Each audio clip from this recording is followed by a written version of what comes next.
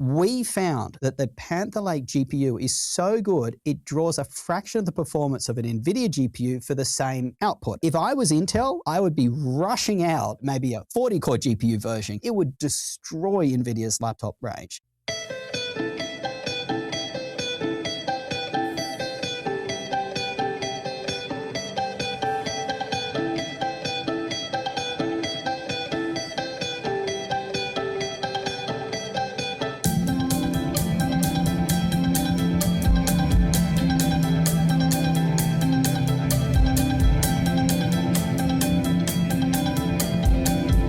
Welcome to Broken Silicon, a gaming hardware podcast. I am your host, Tom, and this episode's lead sponsors are Minis Forum and their RTX 5070 G7 Pro Mini PC, which you can save with code Broken Silicon, and then JLC PCB, where you can get $123 in coupons if you're a new customer. And today I'm very happy to be joined by a guest that was on about a year ago. I consider one of the best laptop reviewers out there right now, to be entirely honest. And if you want all of the backstory, we went quite into how you got into this, but, I would say go check out the last episode. It was one of my favorite ones to record. And otherwise, for those, though, who don't know you, maybe who didn't listen to it, who are you? What do you do? And What's the most exciting thing about your job to this day? Like, what is the thing that gets you most excited when you have to work on something now? Oh, good Lord. Let me ask the question at the end. So, hi guys, I'm Josh. It's great to be here today. A little bit tired today, but I'll try and perk up with that YouTuber voice and all that. Thing that gets me most excited, honestly, is growth and improvement, is looking at what we've done before. Like, say we've done a bunch of testing and how can we do better, right? And so, for instance, with our Panther Lake video, I don't know if people noticed, but we actually changed completely our slides. So the look of our slides should be clearer than they were before. We've also just recently changed our battery life testing, which involved retesting a bunch of laptops. We've upped the brightness from 200 nits to 300 nits. We've also left Bluetooth on now. The reason we're changing that from 200 to 300 nits is we've heard consistently the battery life testing on laptops in general, not just us, is terrible. You'll see like 20 hours of video playback, you get it home at 6 hours. So we already shifted from video playback to Office, some Office tasks on repeat last year, and now we're shifting from 200 nits to 300 nits because I don't think people are really setting their screens that bright, that dim anymore. And we're really also trying to just make sure we mimic that if you just open a laptop, unplug it, that's the battery life we test. Now, we're never going to get the same battery life results as an end user, because our laptops are pretty clean. Just speaking personally, I'm on a MacBook Pro 14 core right now. On our battery life tests, it might get 14, 15 hours. Maybe even with these new tests, we're docking about 22% because of moving from 200 nits to 300 nits. But in real use, if I've got Dropbox running, I barely get 6 hours, right? So that's something I think, just to answer your question, Tom, about it kind of gets me up in the morning. It's just, really improving things and wowing people with hopefully, how thorough we've been and how we hopefully hit the nail on the head. And then just a bit about me. I have a very deep background in technology and product management in the technology software space. So 2 degrees in computer science. I have an MBA from MIT. I worked for 20 years in corporates. About 8 of that was in software development. The rest was leading product management, eventually leading very large product management organizations. So I had something like around 90 odd product managers in my group before I resigned. And on top of that, I founded 3 companies. This is my 3rd one. And all of them, again, have been, well, actually one was in the nightlife space, but most of them were in all about software in the technology space. And I came to, doing testing laptops because I was buying one myself 5 or 6 years ago. And I'm always excited by tech, and I just couldn't find the right one. And I kind of crossed many use cases, right? I did software development myself. I was software developing for my prior startup in my free time. I was an avid gamer. I still am. And I was also starting this channel. So I was starting video editing. So I had these kind of 3 big, heavy use cases, but couldn't find a laptop that was remotely good. So that's kind of what led to this. Yeah, I wonder, in the corporate world, when you were given a new work laptop, was the first thing you did check the specs and see if there's anything you could fiddle with to make it last longer? Because I know almost no one I worked with did that, but I would immediately go like into the settings and see if there was anything I could limit, flag, look up the CPU, because I just was naturally interested in this. There were a couple of times I remember in meetings where people's laptops were dying. I was like, why is Tom's laptop lasting longer? I'm like, oh, well, at this usage, I limited the CPU to only boost this high. You don't really have to do that anymore. They kind of handle that themselves. But back in the Ivy Bridge days, that was pretty common. I wonder if you found yourself doing that just with your work laptop. Actually, I got a bit of an interesting story for you with that one. My company, we moved to, at least it wasn't my company, but the company I worked for, we moved to cloud-based very early on. So we were dialing in either from our work computer or our home computer via Citrix and running Windows in the cloud.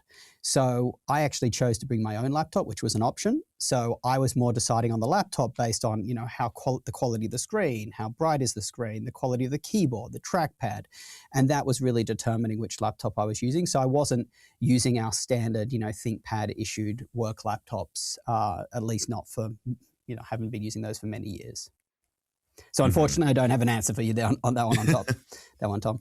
Yeah. Well, I think this is an interesting opening question, though, from a listener. HMS writes in and says, hi, Tom and Josh. Big fan of both your channels. My question is, how much of the terrible laptop experience is down to other factors that aren't the fault of OEMs or even chip manufacturers? I think Microsoft with Windows and Nvidia with their 8GB mobile GPUs significantly worsens the experience for otherwise very impressive and well-designed laptops. This goes very under-discussed on most channels, in my opinion. And also, I purchased a Legion 5 last year on your recommendation. I love it, and thank you for your videos. Oh, awesome. Awesome. Well, great to hear. Great to hear. I would actually say that I think most things actually don't come down to the CPU or the GPU.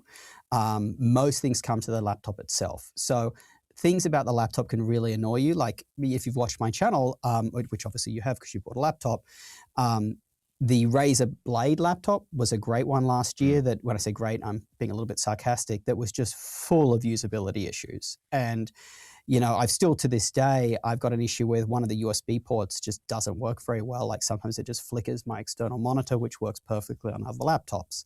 So if I look at what went wrong with the Blade, it was a lot of instability. It was, well, that was the main one. Also support issues. Like if you ever have to deal with support, and that is just dreadful, you know, they're sending you from one rep to another, that can be very bad. Other things as well, like a bad keyboard, a really bad trackpad, low battery, you know, all of that kind of stuff. And when I talk about, I was going to mention low battery life, that is a factor of the components like the CPU and GPU, but it's also a factor of the laptop. So for instance, Razer's laptops, they do woefully on battery life for the same components as other laptops that do a bit better on battery life. So I would say the vast majority of things are probably the laptop itself versus the CPU and GPU. I think it's a lot easier to turn down the settings of a game than it is to deal with a keyboard with an odd layout that you keep mispressing keys. You can't do anything about that. So that's my perspective. Yeah, I don't know if you have an alternate perspective, Tom, but that's mine. No, yeah. I mean, the thing that comes to mind when you say that is something a lot of people have said, like, it's really just the overall package. Like when you use it, did they think about everything, and does it just work, right? That's really what you want to worry about. And I think all too often, and I've gotten into arguments sometimes online with people where they're like, well, you know, this RTX 5060 laptop is 5%, 10% faster than this Strix Halo thing here, or this APU there.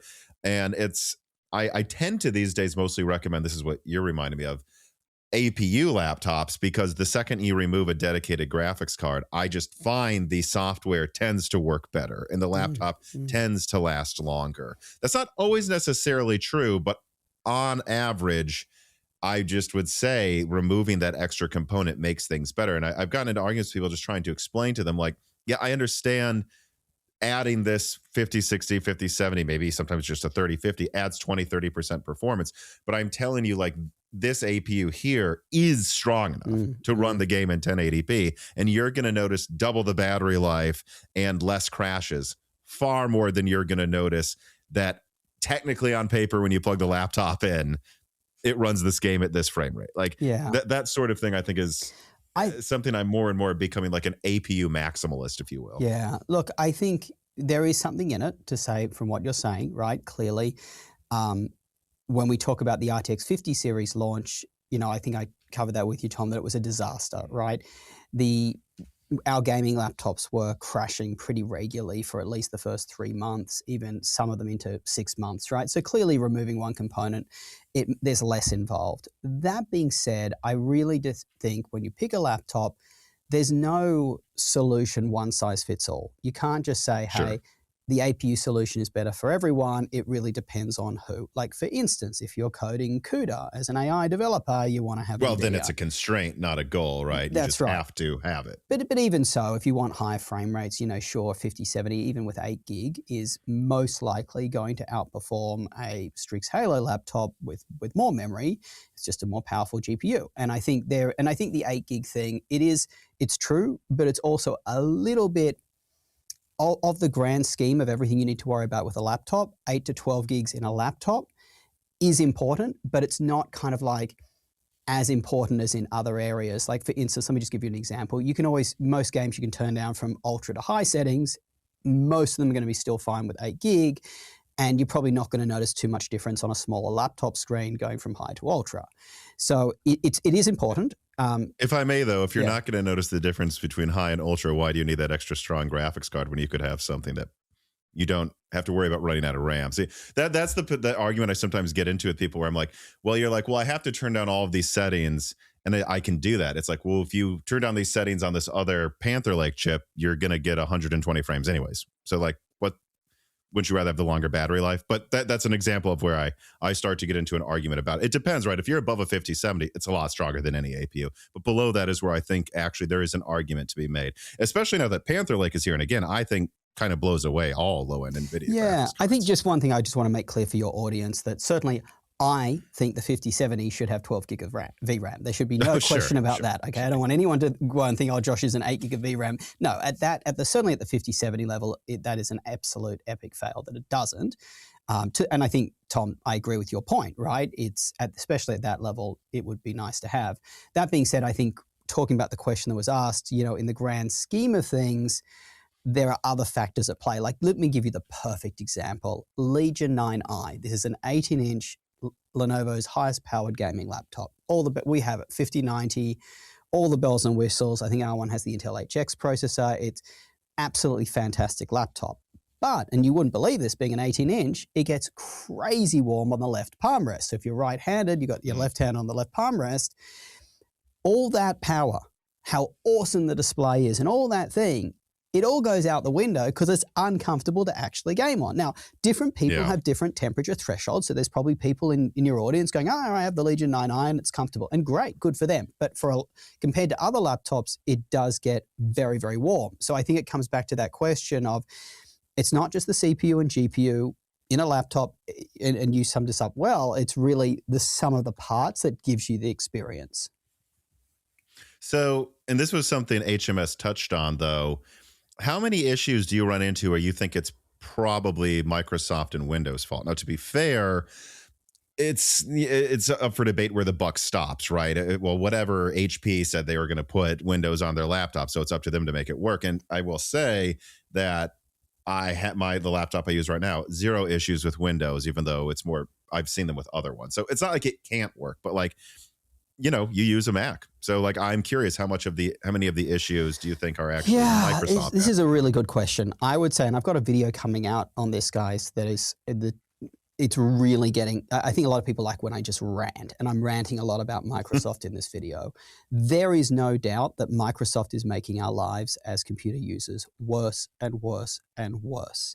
Like, the perfect example, which has been around for ages, is Windows Modern Standby, right? That's the thing that a lot of laptops, you close the lid, they get hot in your backpack, and they just melt and they drain your battery while the lid is closed. That is disgraceful. The fact that hasn't been addressed in 2026. Now, it's getting better. A lot of laptops, it doesn't happen still, but it's still not there. It shouldn't happen at all. It doesn't happen on Macs. So that's very much, it's obviously a Windows issue combined with the manufacturer, but still it's a Windows-led issue. And other ones that we've noticed as well. So that's an issue that I think everyone's aware of. Another one that I think we're getting used to just excusing Microsoft for the issues that they're having. So, we just popped up the start bar and there's an advertisement there. Oh, that's okay. It's just is what it is. No, it's not good enough. Sorry, you just paid $2,000 for your laptop. You shouldn't be advertised to. Another one is sometimes, and I don't know if you've noticed this, and we're just excusing this. A lot of times you press Windows key, the start menu doesn't open. So it just doesn't open. And we're seeing this more and more. It doesn't happen on my desktop or my current laptop, but I have seen that before with like a random mini PC. I tested it and I'm like, why is this here? So my testing team, as we test laptops, we're so used to these bugs with Windows, we don't even notice when they're happening. We're just like, we'll just log out and log back in. Well, we should call that out. And these are getting a little bit worse. And I think that, what was the other one I was going to mention about Windows? Obviously, then you've got Copilot nonsense that was just shoved. Which I don't know if you saw. Microsoft just announced that they're walking back Copilot a bit to focus on their other features. I haven't read the details, but it sounds like long overdue. Microsoft is starting to acknowledge no one wants Copilot. Fix Windows first, and then we might still not want Copilot. And also the other things, like we install and set up a lot more laptops than a normal person does, right? But for us, constantly pushing us to use Edge when we don't want to use Edge. I know. Again, and I think, so Microsoft, I think, they've got to be careful. And we're going to do a big video on Linux, of course, to check where Linux is, probably with the latest Fedora. I think it's 44 is coming out in a couple of months. That's probably what we'll use. But just to see, hey, can you switch to Linux? How well is it going to be for your average user? You know, I just think that Microsoft is almost at this point kind of pushing a lot of buyers towards Apple because it's just the experience is becoming worse. There's no doubt. Yeah, and I saw a headline. It's like, what was it? Like AMD is to 20% laptop market share, but then Apple is also to 20% laptop market share. And it starts to become an issue for Intel where AMD doesn't need to get to 40% to push them from being the dominant one if Apple's taking just as many and taking it because people are fed up with Windows. Not to mention, I mean, Steam Machine and the Steam Deck and all of that are really making more and more and more people think about going to Linux. Philippe Anisi writes in and says, hi, Tom and Josh. Let's see here. Would you use an ARM chip for your main laptop or desktop in 2026? I'm also interested if you've done any Linux testing on laptops. How do they fare with Mac OS and Windows in performance per watt optimizations?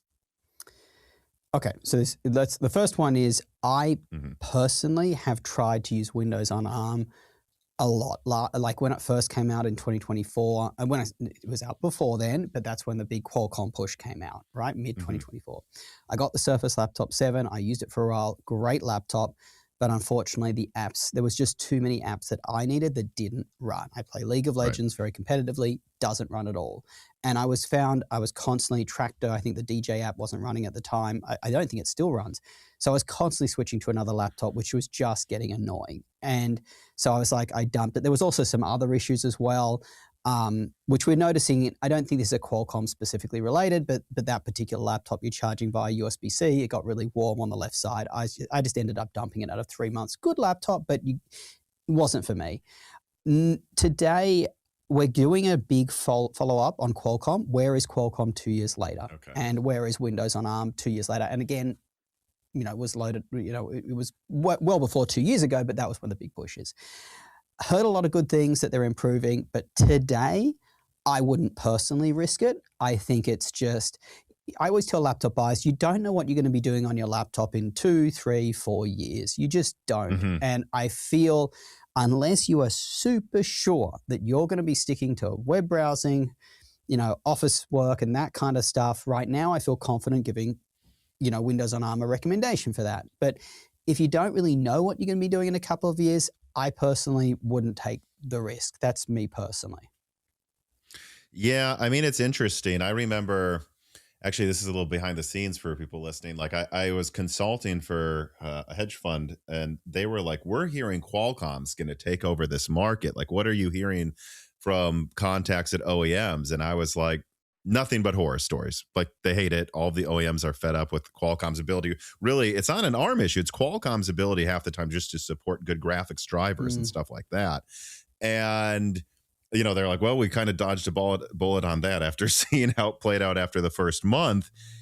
And it was interesting, though, because I think back to that, and that's where everyone was like, ooh, should we pay attention to this? This could be big. Every major laptop reviewer tested it.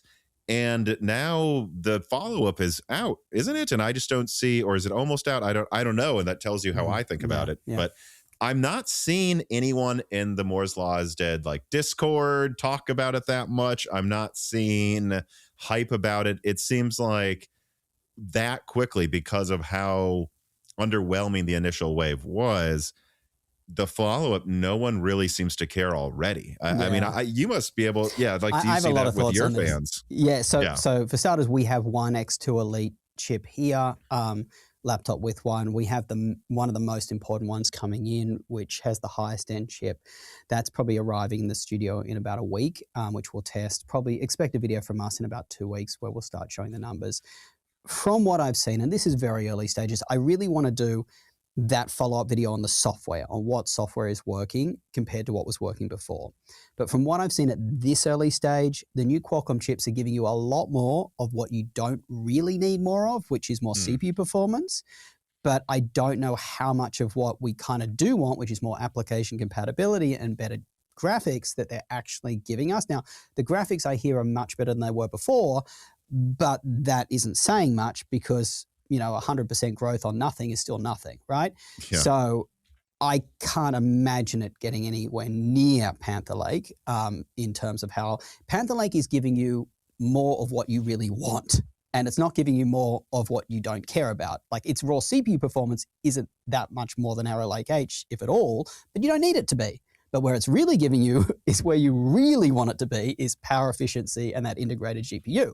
So it's kind of like the opposite story with Qualcomm and X2 Elite. But anyway, we're going to give it a fair shot. I think the biggest issue, might I say, with Qualcomm, and this is my perspective here, they overpromised to the cows come home. When they flew everyone out to San Diego, they were showing video editing, AI-generated images, all these professional applications. They were showing gaming.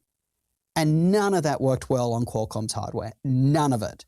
And so what they should have done, and this is a big failure of theirs, is said, hey, we got a really good laptop for people who are just mum and pops or just students starting something with very low-key needs, that is just great for, as I said, Office, web browsing, that kind of stuff, Zoom, great for those kind of things. That's what this laptop is for. It would have done really well. It was much better than other laptops at the time for that.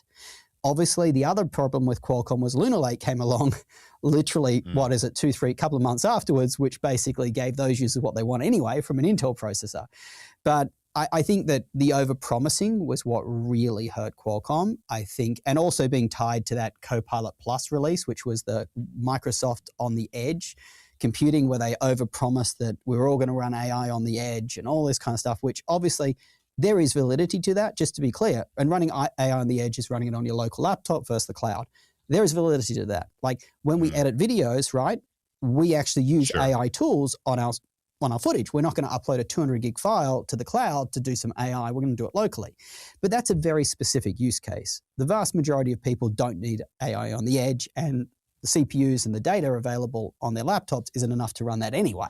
So it was just overpromised from Microsoft, overpromised from Qualcomm, and it just really, most people in their videos ended up spending time saying what it couldn't do that was promised versus what it could do, which was a big issue. I remember two things come to mind after you said that stuff. I think last time we talked, possibly, I brought up that when I looked at the specs of the X Elite 1 or whatever, that its die was about the same size or smaller than like AMD's Phoenix or Hawk Point. And so just right off the bat, I'm like, well, this is not a very big APU. So to hype it up as some Mac killer or premium device is odd to me. I was always told that behind the scenes it was because Microsoft wanted it to be, because they put all this funding into it.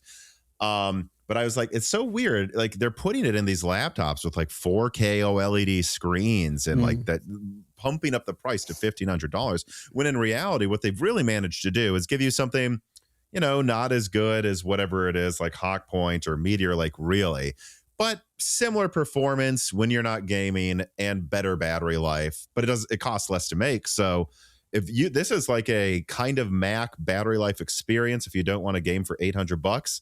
And instead, like you're saying, they hyped it up as this $1,600 thing because I think they felt like they had to because it was the first Copilot capable thing. And it just, I don't know. It just, in my opinion, it just completely failed. I mean, 100%. I agree. I think the only thing I would add on is as I said, for that user who wants a very simple laptop for internet browsing and that sort of thing, I felt that it did do very well in that space and was better than, say, Hawk Point and even Strix Point. Because it did last, I mean, it's maybe not Strix Point, but it did last quite long on battery, certainly better than Hawk Point, I thought. Right, it did do that. But for that specific use case, right? And that's it's probably not a lot of your audience, Tom, but this is the kind of use case as well who just mostly just walks into Best Buy and just buys what they're told to buy, right? Like, but wouldn't that person research that doesn't know a lot and just walks into Best Buy probably be a person that, this is a thing I remember talking about too, like not want to spend over $1,000? Because I can talk about, like, one of my aunts comes to mind where she knows nothing about computers and is almost like proud she knows nothing. Like, it almost makes her cool because she doesn't care. And it's like, right. But anytime I try to communicate to her, like, well, that's, you're going to keep this because you don't upgrade a lot, because you don't care about computers. Actually, maybe you should spend $1,200 because your current laptop's 8 years old. So it sounds like you might want to put in the extra money if you're not upgrading often.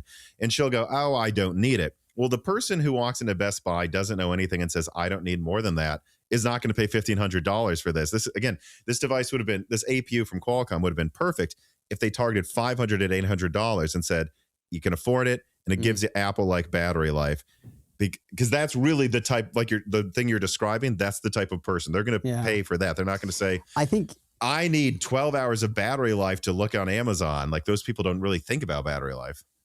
Yeah, look, I would say on that, because you've said quite a lot. I think, look, Qualcomm cottoned onto it after a while, and so did the OEMs, and they massively dropped prices. So they did end up getting into that I wouldn't say quite that low, but certainly below $1,000, definitely. And you could get them quite low, but for the good devices, like there was a new Surface 13, it was called, after the Surface Laptop 7, that's quite cheap. It's quite a nice device.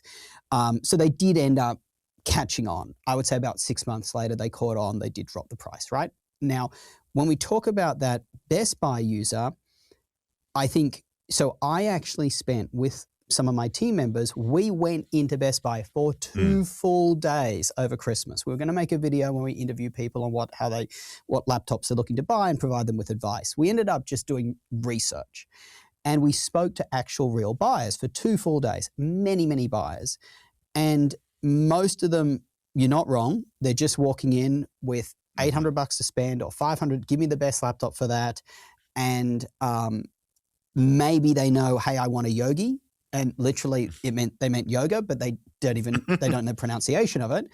Or maybe they want an Apple or something like that. Now, they're very heavily, even to this day, a lot of laptop buyers are very heavily reliant on the person, the shop assistant who's recommending them. And we found there was a huge, no surprises, gap in knowledge there. Some had a minimal gap and some had a massive gap. Like, we saw people saying, the i7 is faster than the i5. First of all, there aren't any i5s and i7s anymore. Second of all, not all Core Ultra 7s are faster than Core Ultra 5s. It depends if it's the H series or the non-H series. So there was a big, big gap in education. And funnily enough, one thing I'm kind of keen on doing, and I've got to speak to Best Buy about this when I go see them coming up, I actually wouldn't mind putting together training videos for their team that they can send out to all the staff to say, hey, here's a 15-minute training video to help you recommend laptops based on current terminology, or current CPUs and GPUs. Now, so we did still find there was a big lack of knowledge, and I think it scares me about how many people are buying the wrong laptop, because we saw it was rampant how many people were buying. We were just watching them, they'd spend $500 buying this laptop when they could have bought a much better laptop instead. One thing I would say when we talk about Qualcomm, the other big problem that I think they've faced is when the MacBook Airs lowered their price. Yes, and you can now very easily find a MacBook Air, the M4 version, for like $750. And for those kind of casual users, it's hard to argue against that for a normal user, man. Kind of put the nail in the coffin for those Qualcomm kind of basic laptops for a lot of those users. But anyway. This piece of content is brought to you by the Minis Forum G7 Pro Mini PC. This mini PC is a true, really fully fledged desktop that ships in a package that's about as thin as a laptop, making it very easy to bring around in a backpack. Any backpack built to carry a laptop, this will slide right into that same space and do so with an RTX 5070 laptop GPU, an i9-14900 HX CPU, and 200 watts of peak cooling performance. It also has everything else you would expect from a desktop: the ability to have multiple high-speed NVMe SSDs, support for tons of RAM, and it performs pretty dang well, I've got to say. You can expect this to perform right up there with the fastest clock Strix Halo APUs from AMD, well, performing even better actually once you lower the resolution to 1080p. And then it also has really cool exclusive control center features for custom color options and the ability to tweak fan speeds. And so, yeah, I think this is a pretty solid starter desktop for those that don't want to bother building their own PC, but want something that is a bit more user-friendly and upgradable and workable than a laptop that is as portable as a laptop. So I do recommend it for that reason. If you want to support Moore's Law is Dead, check out the link in the description to find this product. And remember that you can use offer code BrokenSilicon to save on this product in many different regions, not just in the United States, all over Europe at least as well, with offer code BrokenSilicon. So support Moore's Law is Dead by checking out the Minis Forum G7 Pro Mini PC today.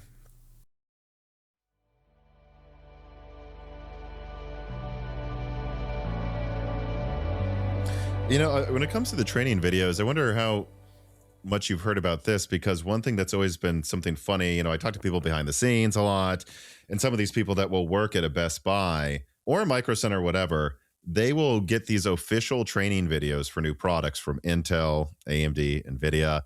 And a lot of times I think, well, there's two types of these people. Usually the people that talk to me a lot are the people that are super interested in tech genuinely. That's why they like talking to me about things going on behind the scenes. And they give very good advice, I am sure, to the people that talk to them. But then there's the other people. I've met them at several of these retailers, and they really don't know what they're doing. And they just go to the marketing seminars that Intel pays for them to see, or Nvidia, and then they'll say things like, I don't know, what was some really recently silly stuff from Nvidia, like, well, really, the 5080 is a creator GPU, and that's why it's $1,400 on average. And tell gamers to get a 5070 or less, because, you know, so I wonder how much of the bad advice you're hearing is because, like, Intel, especially Intel and recently Nvidia, are like pushing these, like, you know, with AMD, it's probably just all buzzwords that don't mean anything. But with Intel, it's like, well, make sure you focus on this one thing that doesn't matter, like how fast they can open a PDF with Meteor Lake or something. Yeah, so I don't know the inside of it, to be honest. I will say this, that we did find excellent Best Buy reps that had good knowledge too, as I said. There was still a gap in knowledge compared to, say, my team, right, who does this day in, day out. Sure. But we did find some decent ones. But on that point you've made, I actually think one of the biggest issues were manufacturers, and I had a video out on this. Unfortunately, only like 22,000 people watched it, so I was a bit disappointed. But I think the biggest issue is the product names, particularly CPU and GPUs. I think it is an absolute disgrace what's going on, and I think that adds so much to the confusion. Like the perfect example that you would know is the GPU wattage, right? Like there is such variance in GPU wattage on a dedicated GPU. You could be buying a 5070 Ti and even with the 12 gig of VRAM, that it performs worse than a 5070 because it's underfed wattage. And you've got to remember, in a laptop, right, there is the max wattage that it feeds, that Nvidia states, say 140 watts for a 5070 Ti. Then you find the max wattage that the laptop OEM allows, which might be, say, 115, but that doesn't mean it can hit that for any duration of time. Then there's when you're running it, it's being throttled because it can't cool it for long enough, so it never even hits the 115. So now you're running it at 100-watt 5070 Ti, right? So then there's 5070s out there that are higher wattage that might even beat it, but you've spent more money on your 5070 Ti. So I think that, A, the product naming is very confusing. When I spoke to Best Buy gamers, most of them, none of them I spoke to knew that the Ti was so much better than the 5070, putting aside wattage, right? That was not known. And there was a lot of things like that in the product naming. Like another big one that we find, as I've talked about before, Core Ultra 5 with the H beating a Core Ultra 7. No one at Best Buy that I spoke to knew that. And that's very dangerous because that is the Core Ultra 5H is much better than the Core Ultra 7. And so we found a lot of situations like that. And I think Intel, Nvidia, AMD, they have to fix their product naming. It is very, very misleading for consumers, and it's very confusing for consumers. And then obviously the other issue is that variable wattage that I talked about, because that exists on CPUs as well, right? You find the Dell XPS 14, 25 watts to Panther Lake for the X9 processor. The the Asus ZenBook Duo, same processor, 45 watts. I wonder which one's going to perform better. Why are you spending so much money to upgrade your XPS 14 to get an X9? Just get an X7 or worse because it doesn't feed enough wattage, right?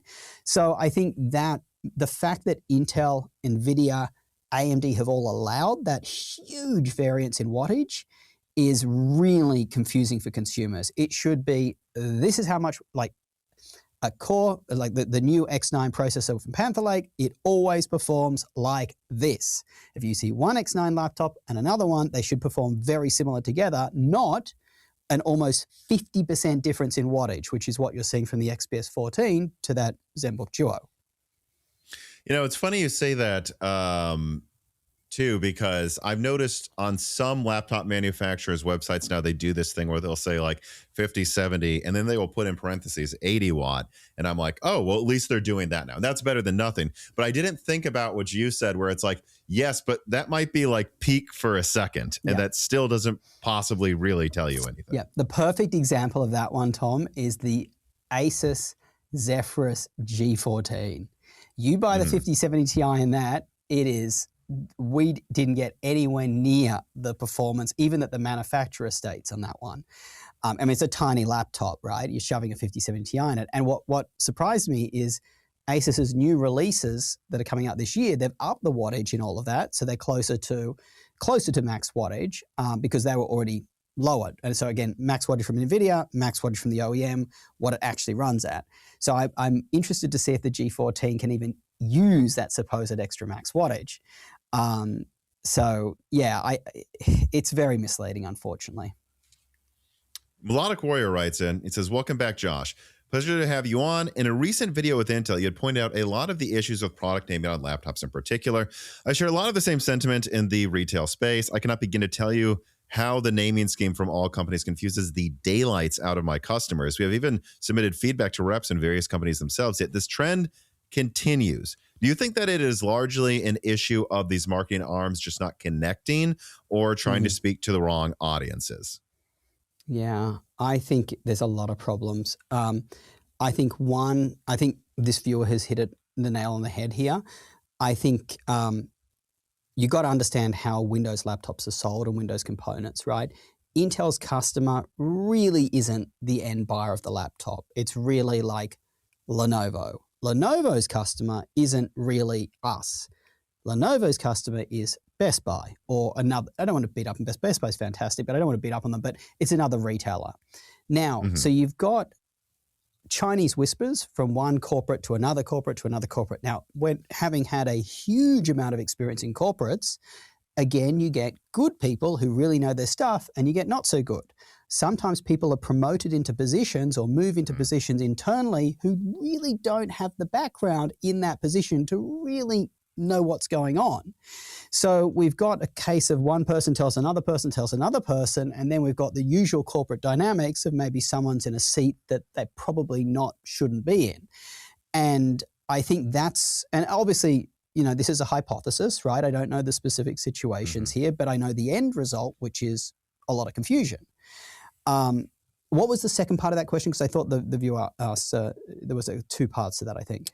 Do you think that it's largely an issue of these marketing arms themselves just not connecting, or do you think they're trying to speak to the wrong audiences? Yeah, so I think I've kind of covered both on that answer, right? That we as customers are so far removed to the product naming decisions that, you know, even when I spoke to Intel, one thing that they mentioned is they're aware that the product names have to be improved, but who are they aware from? They're aware from the buyers at retailers who are telling them that the product names need to be improved. That's not who they should be aware from. They should be aware from the end consumers, right, who are actually buying the laptops.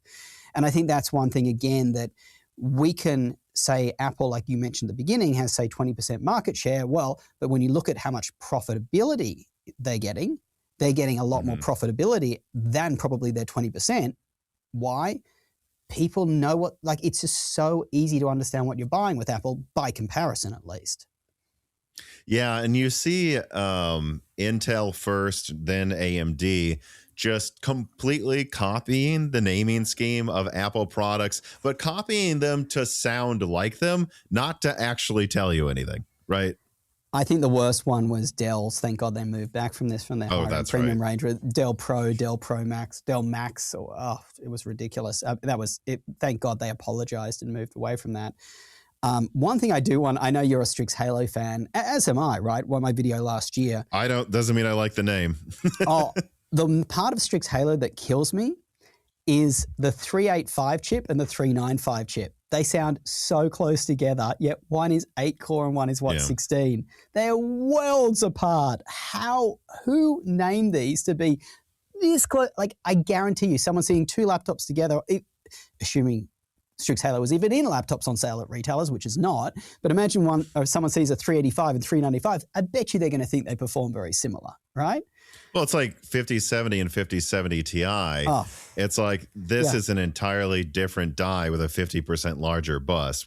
This is the 50, one of them's a 5060 Ti from desktop, and the other one is the 5070, which is just an entirely different thing. Yeah. So I don't know. It's very annoying, but I think this is a good segue into Panther Lake, because the one thing I was pretty critical about with Panther Lake was the naming. And it reminds me, I don't know how much you followed like desktop graphics cards a decade or 15 years ago, but like there's this weird thing where like when Zen started doing well, AMD was like, oh, well, we have R7 and R5 and R3 CPUs. This is great. We should put that on our graphics cards too. And then they had R9 290X, R9 290, R9 280X, R9 280, and then I believe there may have been R9 270. And I'm like, at a certain point, most of your lineup is 9 AMD. What does this even mean? That is how I feel about Intel with H. H means nothing if it's 90% of your lineup and some of them have 3 times the graphics performance, especially when we've solved this problem a long time ago. Put a V or a G at the end to indicate maximum graphics performance built into the CPU. I thought this would be a decent segue into Panther Lake, because I just thought, like, I don't think it's just confusing. I think it's misleading to put H at the end of 3/4 of your lineup. What does H even mean at this point? Yeah, look, H means that it has the higher core count CPUs. It's the more powerful one. It's more the replacement of Arrow Lake, where the non-H is more the replacement of Lunar Lake. That being said, right, a lot of retailers, and I think this has been improved, but a lot of retailers to date have not been showing the full CPU name. So it's been only Core Ultra 7, right? So you don't know if it's an H or not, right? The other issue, I think, and I actually brought up this slide because I thought we were going to mention this, is my favorite one. This is Sierra's favorite one as well, so I'm glad I'm mentioning it, is most of these Panther Lake chips that have the good GPU, when I say most of them, they're meant to have X in front of the number, Core Ultra X9, Core Ultra X7. They have the 12-core B390 GPU, but there is this chip called the Core Ultra 5 338H. So it doesn't have the X, but it's still got a 12-core CPU and it's got a 10-core GPU. So the thing that gets me is they're using the X to indicate the better GPU of 12 cores. The non-Xs all have 4-core or even 2-core GPUs, except this one SKU that has a 10-core GPU. In my mind, a 10-core GPU is a lot closer to a 12 than a 4 or 2. So why doesn't it have the X? We feel that that could be one of the best ones to buy because it's a Core Ultra 5. It might be a lot cheaper. And as I said, you're losing 16 to 12 CPU cores, 12 to 10 GPU cores. It's still going to be really, really good. But I think to your point, Tom, the naming is insane at this point. And if I may, the X has never meant anything having to do with graphics. X usually means highest clock CPU. So I also think most people would see X9 and think, oh, this means the CPU's clock the fastest. They won't think this is the one with the good graphics. I agree with you. Yep, I agree with you. But moving past the thing we don't like about Panther Lake, let's just in general, I want to ask you, I mean, how would you summarize Panther Lake's performance, benefits, and competitive positioning in the market right now? And did it overperform your expectations?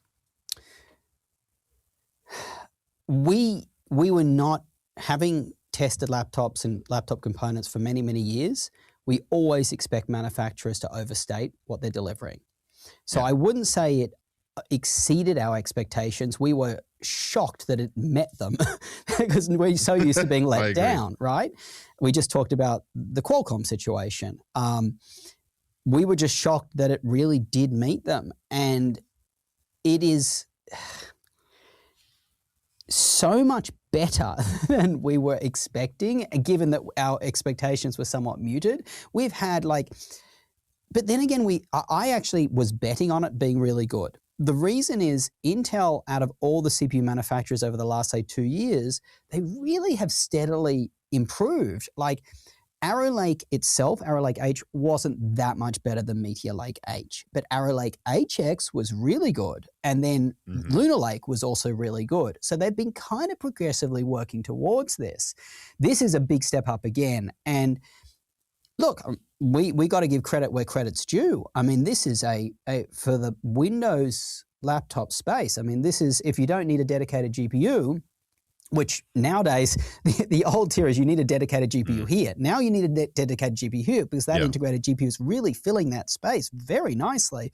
Like, you've got to be getting a gaming laptop that feeds a dedicated GPU more than 65 watts to even warrant having a dedicated GPU. And you've got to remember, and I want to say this to the audience, switching from Panther Lake to a dedicated GPU laptop, you are losing, the battery life gets crushed. So some people might want to only switch to a dedicated GPU laptop if they're getting at least 80 watts to that GPU, because otherwise you're losing so much by giving up on Panther Lake. Now, it doesn't mean everyone should buy Panther Lake, but it's certainly, for a certain type of buyer, which is a very large segment of the market, it's very impressive. Now, I do want to say one thing.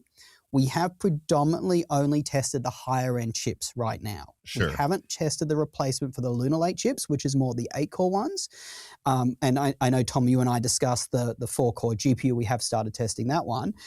But I'm specifically talking about more the Arrow Lake H replacement. I mean, the fact it's delivering on CPU performance on pretty much on par with Arrow Lake H, if not a little bit higher, for a fraction of the power is amazing. Then when you factor in that GPU, the one thing I wanted to mention to you, Tom, and I'm interested to know your thoughts on it, we found that the Panther Lake GPU is so good, it draws a fraction of the performance of an Nvidia GPU for the same output. And we're talking about a 50 to 60 watt, say 50-50. If I was Intel, I would be rushing out not a 12-core GPU version, but maybe a 40-core GPU version. Can you imagine? It would destroy NVIDIA's laptop range. It would be incredible, I think. Yeah, I know that's AMD's plans with Zen 6 APUs is they're going to try every gen to march higher and higher, closer to the 80 series from NVIDIA. I don't think they'll probably go past that. That's probably always going to be the 90 and 80 up is always going to be, probably need a dedicated GPU. With Intel, I know back, I'll tell you what this might make you sad. I believe it was a channel called Adored TV actually first leaked. There was something called Arrow Lake AX or something. And it had 300 and I think they counted execution units differently back then, but like it had, I think it was like 4 times the XE cores what we have now. And that was actually supposed to be with Arrow Lake and they canceled it. And I'm not really sure why. It's kind of odd and frustrating, some of the decisions, honestly, both AMD and Intel make with some of their APUs. And I think there's rumors, right, that Nova Lake may have a high-end one. So we'll see. Maybe they will have that. And I've heard that they will. Having said that... That is really going to put the hurt on NVIDIA if they do. It's going to put the hurt on them.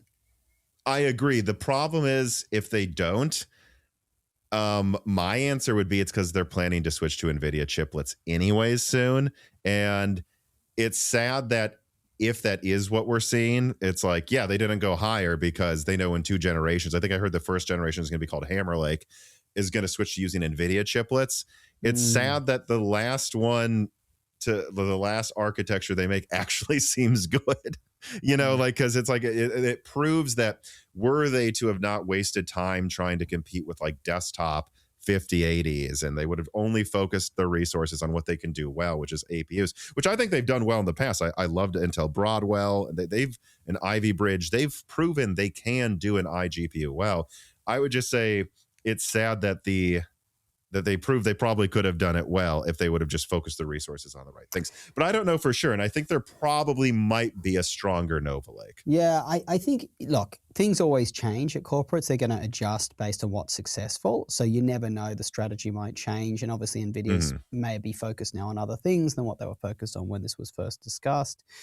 But yeah, I think I think the future would be very interesting for Panther Lake. One thing I will say, we have a massive gaming deep dive video coming in. It should be out in about 3 days. And this is, you've seen us radio silent for the last week on the channel. We've been testing this one like crazy. We tested multiple different XCSS settings, multiple different in-game settings. So probably Tuesday is when you expect it to come out. So it might drop when this podcast comes out. So if you're watching this now, you can then go and watch this new video from Just Josh, probably within 24 hours at least. And this one, as opposed to our original one, we really did test the big games that everyone's actually playing versus the testing games like Cyberpunk. And I'm not pushing down Cyberpunk players, but we're talking Arc Raiders, we're talking like, Call of Duty, like a lot of the big games that people are playing.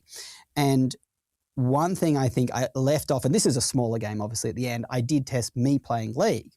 And I kind of walk it across. I'm like, oh, here I am playing League. You can see very good competitive gaming experience on the B390, on the integrated GPU. And then I say, you can see, a couple hundred frames per second. We're well above it on 1% lows and 0.1% lows. But then, Tom, I'm like, oh, and by the way, I'm simultaneously streaming to Twitch at the same time. Then I say, oh, and by the way, I'm also running this on battery. Yeah. Any gamer who's a laptop gamer knows that if you have an Nvidia laptop and you pull out that power and you're in a game, you notice it immediately. That's why I'm never going back after even Strix Halo. It's like, why? It's so consistent in your battery life. That's right. And whereas with this one, I was testing League and didn't even realize I wasn't plugged in. And same with Sierra testing Fortnite. She didn't even realize she wasn't plugged in either. And look, let's call a spade a spade. I want to, again, get back to reality. With some of these laptops, like the one we tested, have a 99 watt-hour battery. Sure. If you're running in full performance mode, it's 45 watts is what it's using. Then you've got to think about 20 watts to use for the rest of the laptop, right? So you're getting out of battery in about an hour and a half. Now, you can game on balance mode, which is 35 watts, but you still got to add in at least, as I said, 15 to 20 for the rest of the laptop. So maybe you can get to 2 hours. So I don't want anyone to think that it's much more than that, but let's call, like, as I said, if you're running an Nvidia laptop, you're getting barely an hour and the performance is garbage. At least here you're getting the full performance. So it is definitely a breakthrough. I think it shows what's to come. And boy, do I think this holds good things for handhelds. I think once they get in some handhelds and we're talking, a 1920 by 1200 or 1080 resolution screen, you're using some XCSS upscaling, so your base resolution is much lower. Maybe you can get down to 25 watts you're running it at. Maybe the whole device is only additional, maybe 8 versus 20 of a laptop. I think you could get a couple of hours in a gaming handheld. So I think that's going to be very exciting too. Billy Mays writes in, says, hello, Tom and Josh. Tom, Tom has often stated that he believes Intel chips with the B390 have essentially made the 50-50 and anything below irrelevant for thin and light machines. I'm wondering if you, Josh, feel similar, especially now that Intel seems more stable than the 50 series. The only thing I would say, we've talked a bit about this already, it really depends on the wattage. I think if you're getting a full-powered 50-50 in something like a Lenovo LOQ, or Lock or whatever it's called, then I still think there's validity to it. I think where it crushes it is something like if you're like getting a creator laptop with a lower powered 5050, then that's very hard to, that's a much like price has to be a factor, right? So if that creator laptop with that low powered 5050 is say $400 cheaper than Panther Lake, I think it kind of makes sense.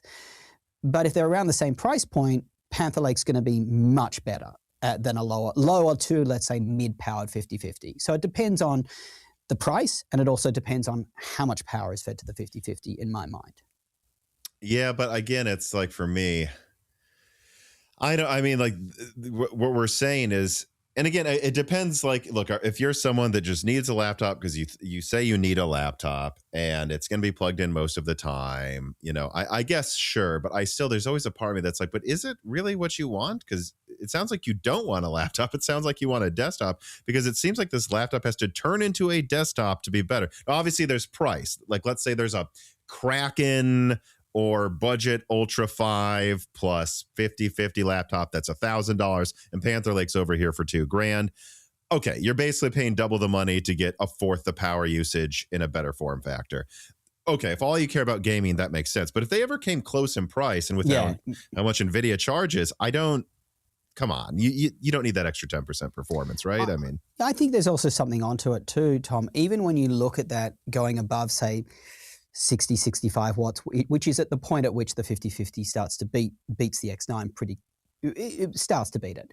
Even if you go from there to the 80 watts that some of the higher end 5050s are hitting, would you give up the benefits of Panther Lake for that extra performance? Probably not, right? Because I would just, unless a 5050 even at 80 watts is not going to have you doing much more gaming than the X9 CPU is on Panther Lake. It's a little more frames. It's not going to make... And Panther Lake gets more RAM. You can allocate 12, 16 gigabytes to it as well and game at high resolutions. Yes, that's true. But when you think about the games that Panther Lake does well and when it doesn't do well, and we'll have this in our video that comes out, but if you talk about, I think it was like Claire Obscure, which it can't handle well, Monster Hunter Wilds, the 5050 is not going to be able to handle that well anyway, even at 80 watts, right?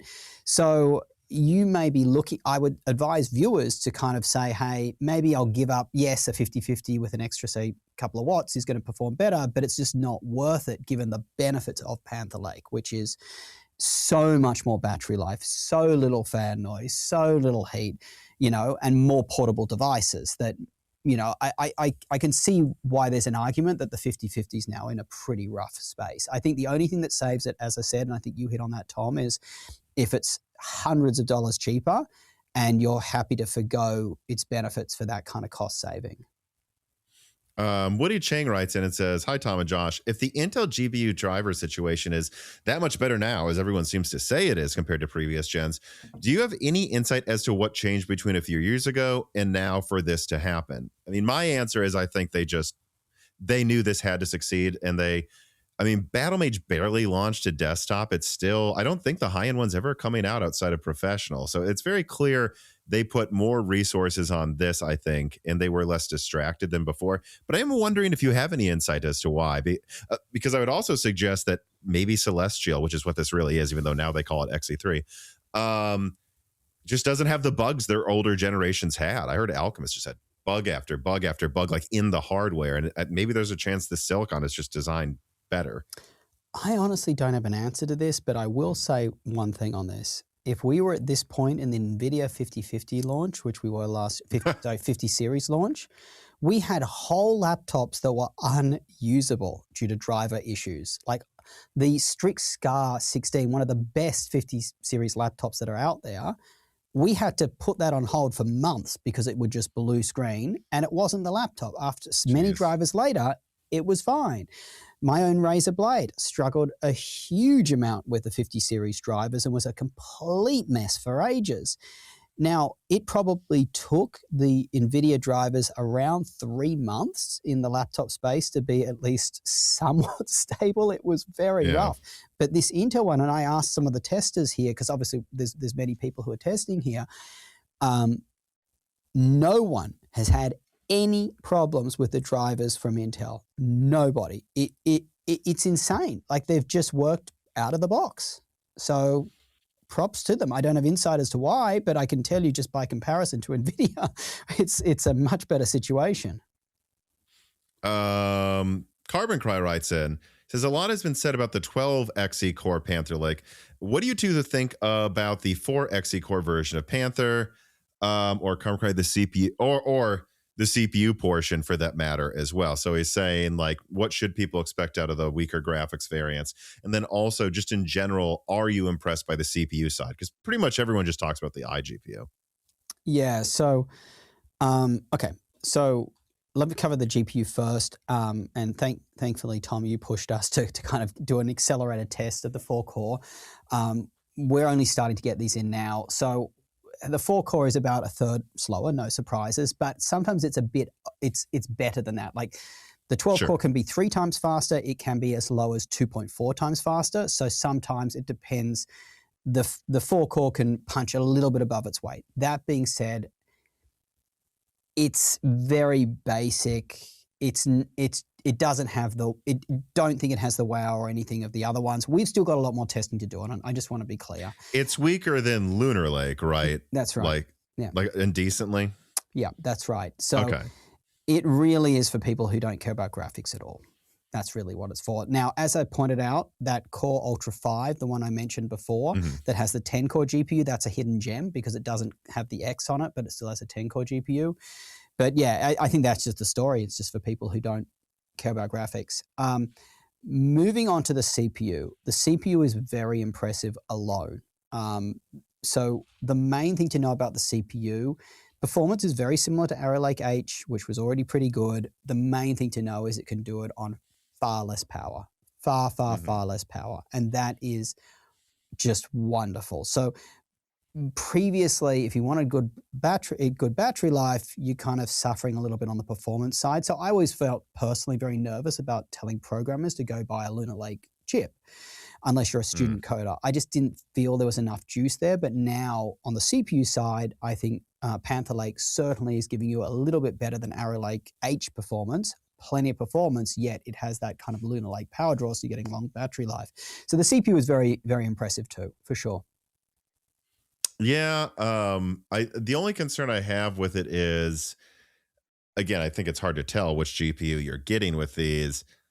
But I think that's the one weakness of Panther Lake here. But we'll see if that 10xe core Ultra 5 is actually pretty ubiquitous in $1,000 laptops. Then actually, no, this negates everything I'm about to say. Is the only weakness I would worry about is going from 12 to 4 is so much weaker. We're not talking about going from, I mean, what would they beat Gorgon Point by 50 to 80% or something in graphics?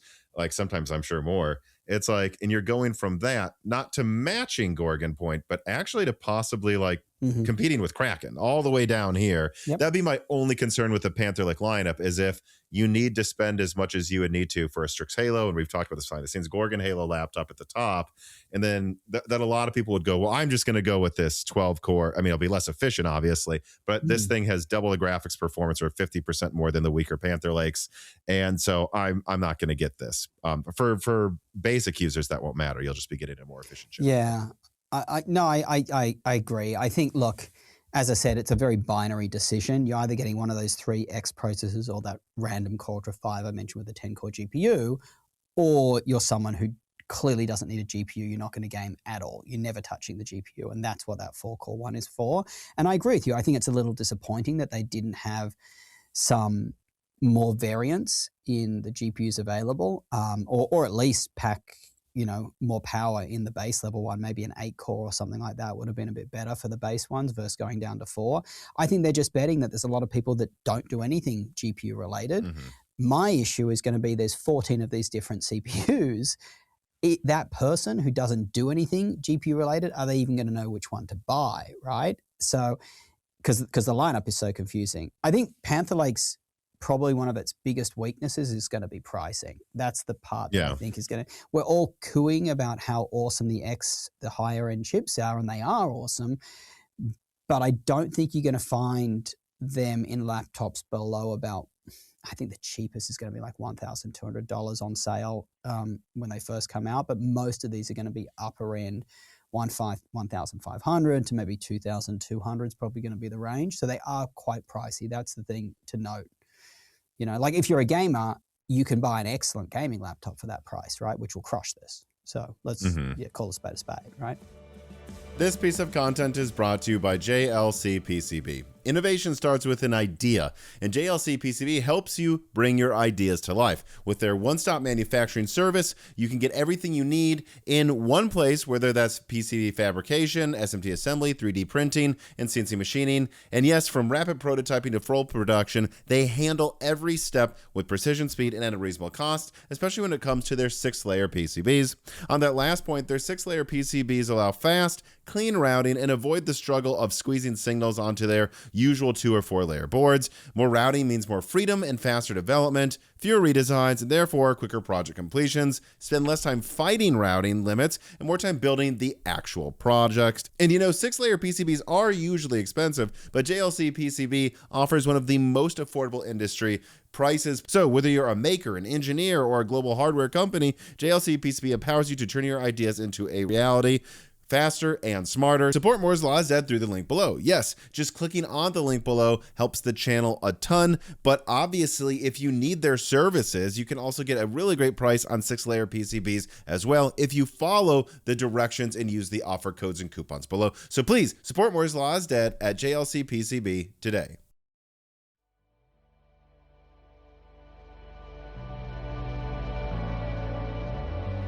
Nicholas Charar writes in and says, Tom and Josh, with Panther Lake being so good, do you believe Intel is going to regain some laptop market share? Did AMD miss an opportunity to be a more dominant player? And I'll go first. My answer is it's too soon to say because AMD took a lot of market share in laptop over the past, 10 years. Most of those sales were not the latest AMD APU. There were their rebrands or cut down and cheaper models like AMD dominating the sub $800 space. Like that's where most of that, like where they have now 20 to 25% laptop market share came from. So the only blind spot I have in like trying to predict the future on this one is I don't know how aggressive AMD is going to be with their 400 series. I don't know if what we're going to see is they actually push Gorgon Point below, like to 1,000, and sometimes it comes with a GPU, and then they push Gorgon Halo to 1,500, and then it's like, well, actually, it's just as good as Panther Lake Relay, and like I don't know if they're going to do that and how much supply Intel's going to have of Panther Lake either, because I've heard at least at first supply will be tight. Having said that, I do think it's pretty embarrassing AMD doesn't have a better answer now because they have plenty of time to prepare for this. Yeah, I would say. So I'm going to have a slightly different answer to the question. I think AMD made a huge mistake with Strix Halo. I think Strix Halo was utterly fantastic. Strix Halo came out 1 year ago. The fact that they didn't push it, and just the way I see Strix Halo, guys, is it's kind of like it's not as power efficient, but it is more powerful than the upper end Panther Lake. So it's kind of like it's more where Panther Lake competes more with a 40-50, 50-50. Strix Halo competes more with like a 40-60. So it's kind of a good step up in terms of performance, but it's not as power efficient from what I found. Maybe you found something different, Tom, but nonetheless. Well, I mean, like above 35 watts, it gets close in multi-threading in gaming. Below 30 watts, it turns into a bloodbath. Panther Lake just that's dominates. What I mean. That's exactly what I mean. But that being said, it does have a performance tier above Panther Lake, right? So, but I would say this. I think that AMD had that out a year ago, and they could have done a lot more with it. And it's like, imagine if Intel launched Panther Lake and it was in like one random gaming tablet, which is what happened with Strix Halo. And it was like that for 6 months, and then in one business laptop,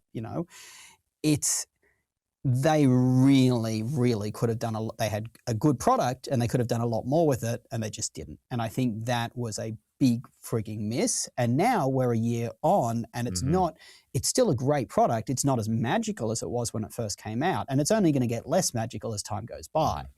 And so I think AMD kind of screwed up there a bit because that was such a good product. And I think then Gorgon Point we've only tested one Gorgon Point laptop so far, but we've tested it quite robustly at this point. It is extremely disappointing. And I think Strix, just so people know, Zen 5 was, I found, only slightly better than Zen 4, a bit more power efficient, a little bit more performance. Most of the time, slightly better. Gorgon Point is pretty much no better than Strix Point, at least, again, sample set of 1, please, folks. But so whereas Intel has made pretty good steps, at least from, from Media Lake to Arrow Lake to, I'd say Media Lake to Lunar Lake to Panther Lake. They've made 2 really good steps. So they're now, it depends on which laptop you're buying and what your use case is, but let's say technologically they're more solidly ahead. Now, I think to the question your viewer was asking, it takes time for information to filter through. And I think AMD has been so dominant for quite a while, and such a, that is definitely going to take time to wash out. If people go, oh, actually Intel's back, that's going to take time to get through. I think the other thing that people need to understand, and again, we spent these 2 days in Best Buy, is a lot of people are just really buying based on price too. Like I think your audience, Tom, and some of my core audience are very educated in laptops and are buying, I would say the right educated way. But a lot of buyers are still walking into a store or looking online and comparing, oh, this one has more memory, this one has more storage, this has a higher number on the processor. And they're just not as aware of like, hey, should I buy AMD or Intel? So I think there's a segment that I think will shift to Intel. I think that undoubtedly we're going to see a shift to Intel this year. It's a question of how much we're going to see a shift to Intel. Is it going to be a floodgate or is it going to be a trickle? I think it's probably going to be somewhere in between. It'll depend a lot on pricing. It'll depend a lot on availability, but certainly Intel is going to move forward and consume more market share. I can't see it going the other way. Yeah, it all depends. Again, we don't know yet until like a month after Panther Lake's actually out, like people can go to a store and maybe buy it. Like I've heard supply could be very tight. I've heard some people at AMD actually behind the scenes be a little dismissive of Panther. Like, I don't know. I haven't talked to enough. Maybe it was just one person and the other person would say they're really worried. I don't know.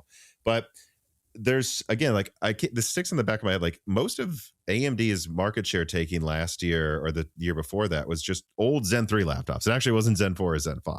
And so I just don't know how much they're going to push that, because I think they should. Like AMD better take this seriously. I put out a video actually a day ago. I guess by the time this comes out, it'll have been on the last Friday, but where I made the argument that like it took AMD a decade to get from basically 0 market share to 20% market share in laptop.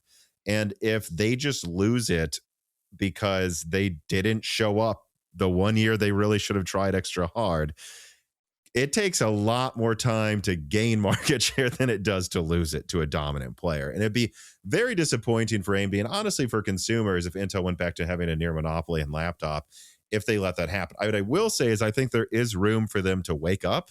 And that's whatever they're doing, dragging their feet with Zen 6, that needs to come sooner, not later. I know it could launch this year if they really wanted it to. They've got to wake up to that. And also, to your point about Strix Halo, look, Gorgon Halo, I don't know if you saw any of the Fox's testing on it. He found an interesting thing where his opinion was the way Strix Point handles the memory controller boosting below 20 watts is half of the reason Panther Lake crushes it there. But then somehow actually it's more efficient to use Strix Halo if you get to like 65 watts. It's not just faster, it's also more efficient and faster. So there's an argument to be made that if they tweaked that with Gorgon Halo, like they don't seem to have done with Gorgon Point, maybe they could fix some of those weaknesses, but they need to come here by back to school. And if they don't have Zen 6, they need to be pushing Gorgon Halo in far more laptops at far more competitive prices, because I'm told it costs about the same or less to make compared to Panther Lake anyways. Yeah. Like they need to take this seriously, because I guess what I'm saying is they have a way to respond. It's yet to be seen if they will respond and if they will be as lazy as they were with Strix Halo. Yeah, I think when we talk about market share, we've got to remember there's a segment of, here's the total segment of laptops. These are Macs, right? Here are a segment of Windows laptops that only ever had Intel. It doesn't matter if it's Panther Lake, people will buy, or Arrow Lake, they're only available with Intel. You have to buy Intel, right? And then here's a segment of laptops that do come with AMD. So it's really that segment that's at risk. And it depends, honestly, that getting manufacturers to put it in your laptop, there could be a delay there. So right now, some manufacturers may have chosen AMD because in the past, because obviously laptops have a long development cycle, AMD was good, but now it might take, okay, Panther Lake's really good, so they don't swap to Intel for till the next cycle, right?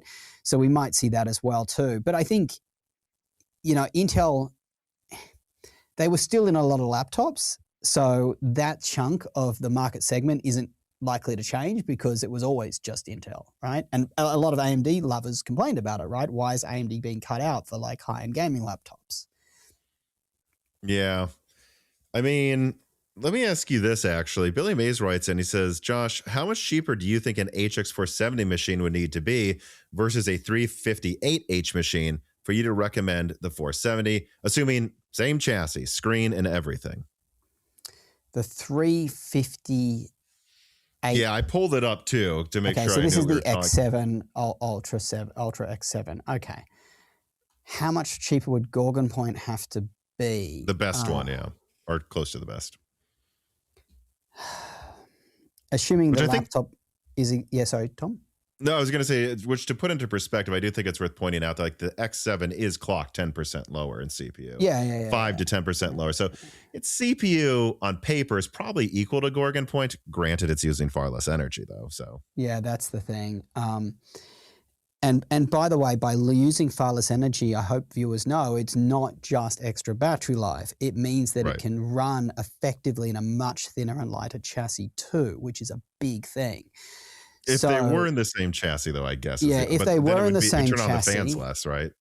If they were in the same chassis, either Panther Lake would be screwed because it would be a bigger chassis to house Gorgon Point, or it would be a thin chassis, which means Gorgon Point would get warmer, right? I think, but to the point, I mean, I personally would probably, it depends how important battery life is to you, but I would say $300 to $400 is what you'd pay more to get the Intel one. That's what I would pay more to get the Intel one. I think that's a fair asking price given how much extra battery life it's going to give me and how much more comfort it's going to give me in terms of heat and fan noise. So I'd say something, I know you're talking about the X7, not the X9. I get that. Maybe $300. The GPU is just as good though as the X9. So yeah, that's right. Well, yeah, now factoring that in, I think you got, it depends on your use case, right? For me personally, I play a lot of League. That's going to run really well on that Panther Lake GPU. It runs fine on the Gorgon Point one, but it's going to run a lot better on the Panther Lake one. So I value that. I also value that it, the heat and fan noise benefit, and I value the battery life benefit. So for me, I personally would probably pay at least $300, if not $400 more to go Panther Lake if it's in the same laptop. Yeah, I think I overwhelmingly agree. I mean, if we're being realistic, this scenario would probably be that the AMD one's like $1,200 or something. And then the Intel one, like, okay, how much more for that would you pay over $1,200? I just got done retesting some Strix Point and, look, I mean, I booted up Battlefield 6. It was actually quite easy to run at reasonable settings above 60 frames. It was fine in 1080p. So I do think this is an important distinction to make, that were these both to be half as much, I'd say were these both to be half the performance they are in reality and graphics, I actually think that would be even more in favor of Intel, because you have to get to a certain threshold. Right. Mm-hmm. And I do think Strix and Gorgon get to the threshold where you're playing all modern games at 1080p 60, more or less. 1080p 60, medium, maybe you have to go to low sometimes. Maybe you have to turn on FSR. But actually, speaking of FSR, XE super sampling is better, and AMD is really dragging their feet with properly supporting the latest FSR on these APUs. So even, I would say if it was like half the price, yeah, I don't know. Maybe go with AMD if money matters to you. But I have to say that I think I don't know if I'd spend 50% more, but if I gamed a decent amount, I might, because it is that much faster. And that's just on paper. You're saying instead of playing Battlefield 6 at 1080p 60, I'm now probably playing with Panther Lake at like 1440p 120 with XE super sampling, getting me there with better upscaling, honestly. Like, because that upscaling is better than AMD, I probably can turn it down to performance mode more likely. I see what you're saying. It's just wildly better. And then you factor in the battery life. Most people don't care about this stuff as much as probably me or you. But if it was a normal user, I'd say I'd pay at least 50%. Well, yeah, maybe not 50, at least $500 more. And if it was me, I'd spend maybe $600. There's more. I'm sorry, you're getting something that's like, when you combine the battery life with the better performance and with the fact that you don't have to worry, for now, as far as we can tell, with any of these Intel driver issues, I think it makes AMD in a different tier. It does. I think it's good to hear that. I think when people see the devices and hold them, these are really high-end. They're very nice devices. That one, what was it? The Yoga, dreadful name, Slim 7i Ultra, which is this super thin, this stunning white chassis. And it's a 40-watt Panther Lake CPU inside, one of the X ones. It's such a magical device, and to be able to game like that on that is very impressive. Now, as I said, Tom, we have, and I actually have the PowerPoint open in case you wanted to see some numbers, but we have tested thoroughly gaming at this point on Panther Lake. And, look, it really depends on the game. It depends on what you're upscaling to, because one thing to consider with Panther Lake, and again, people should really know this, a lot of Panther Lake laptops, they do have very high resolution displays, right? Because they're designed for that end consumer, very crisp. So like the Duo, it has a 2880 by 1800, each of its 14-inch screens at that resolution. Very, very hard for a GPU to drive, any GPU, right?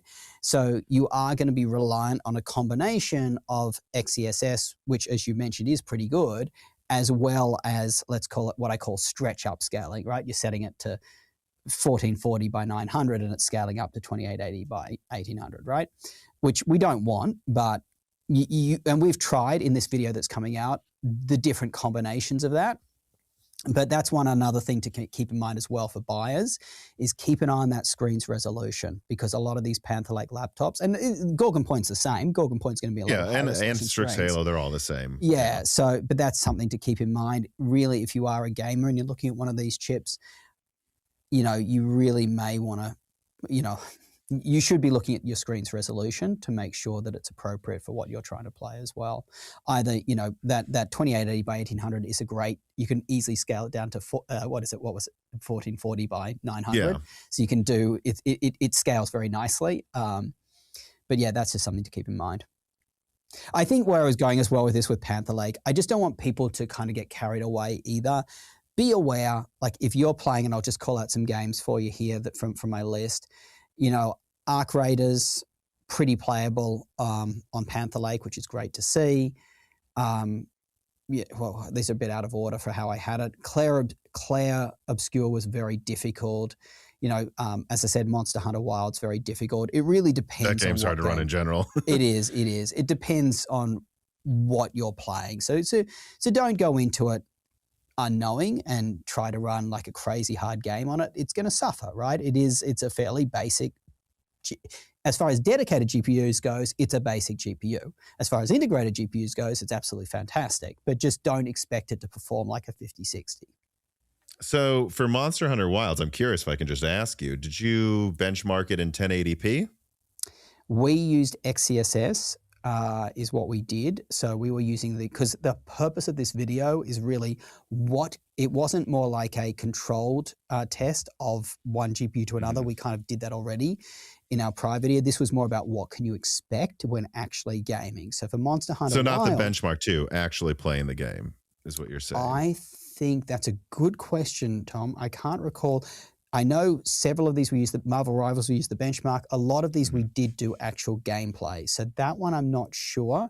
It may have been the benchmark.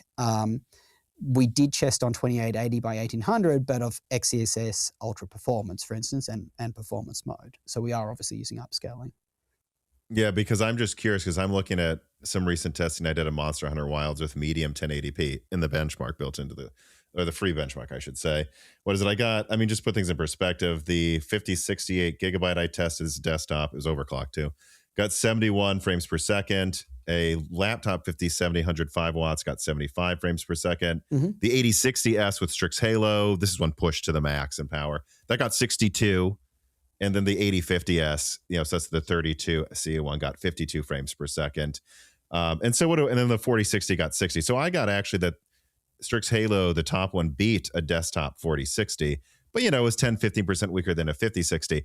I imagine Panther Lake is only like 30% weaker. Well, I guess I don't know. I'd have to check. Yeah, right? But I think they're still in the same ballpark. I still see these 60s and Strix Halo and Panther Lake's pretty much in the same ballpark, though. Yeah, I would say this. You got Panther Lake, which is around here. Strix Halo is around here, and a 50, 60, 57 is around there. But they're more step ups, is what I would say. And it depends on the power level, because the more you turn down the power, the more Panther Lake just beats everything, right? Yeah, that's right. Exactly. That's a big factor here. Panther Lake is crazy efficient compared to any of these other GPUs.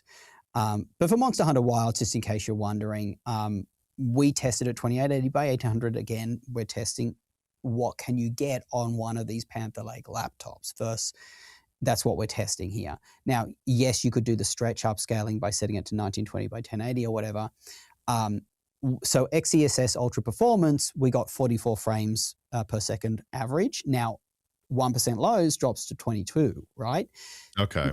So this is a game that was particularly hard for Panther Lake then. That's right. This is end of the line. Like if you want to go back to something that's a bit easier, like let me choose you, like Arc Raiders, right? On low settings, we got 87 frames per second and 52% on 1% lows. Again, XeSS Ultra Performance, low, that's another pretty challenging game too. But let me give you a good one so you can kind of get a sense. Marvel Rivals, on low, you can get up to 78 frames per second on average, 57% on low, on 1% lows. It was even able to handle Space Marine 2. Again, very low settings. Most of these guys, again, for these high-end, beautiful AAA titles, you're running on low settings. You've got to understand this is as far as dedicated GPUs goes, Panther Lake is around a basic one. You need to understand that. But the fact you're getting that even in these kind of laptops with this kind of battery life is remarkable. It really is. No News writes in, he says, my first ever gaming laptop was an Asus Tough Dash F15. So this had an Alder Lake 12650H, an RTX 3070M, and I used it for driving VR on a Quest. And I hate it.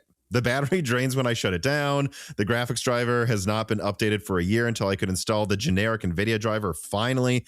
Is Panther or Strix Halo ready to replace this machine with a better, at least same performance and less hassle? And I like this question because I want to take it to like, what do you think this person would expect if they went from this to Panther Lake or Strix Halo? Something like a powerful APU. Because I have my own answer because I actually went through this too. But I want you to go first. Don't kill me here, but I don't remember this exact processor that he has. But I will. Oh, it's good enough. It's Alder Lake, like 2 plus 8 or 6 plus whatever cores. What was the CPU isn't holding back games, probably. What was the GPU? A 3070M. Oh, a 3070M. Okay, so I think the biggest thing that he's going to notice is that it's going to be the laptop's volume is probably going to be about a quarter the size of the thing you were using. Your back is going to thank you. You're going to be able to actually game at full performance on battery for at least, an hour and a half. Your battery life is going to probably be monstrously better than what you're using. Probably like at least twice, if not 3 times longer than what you're using. You're not going to hear the fans going. Even when gaming, you compared to what you're listening to right now from the fans, it's going to be a fraction of that. So I think what I would say, and I'm interested to know what you think, Tom, it's probably less about, a difference in gaming performance. There will be some, but I think more is going to be the laptop and the experience of using the laptop itself. As I said, much longer battery life, much less heat and fan noise, much more portability of the device.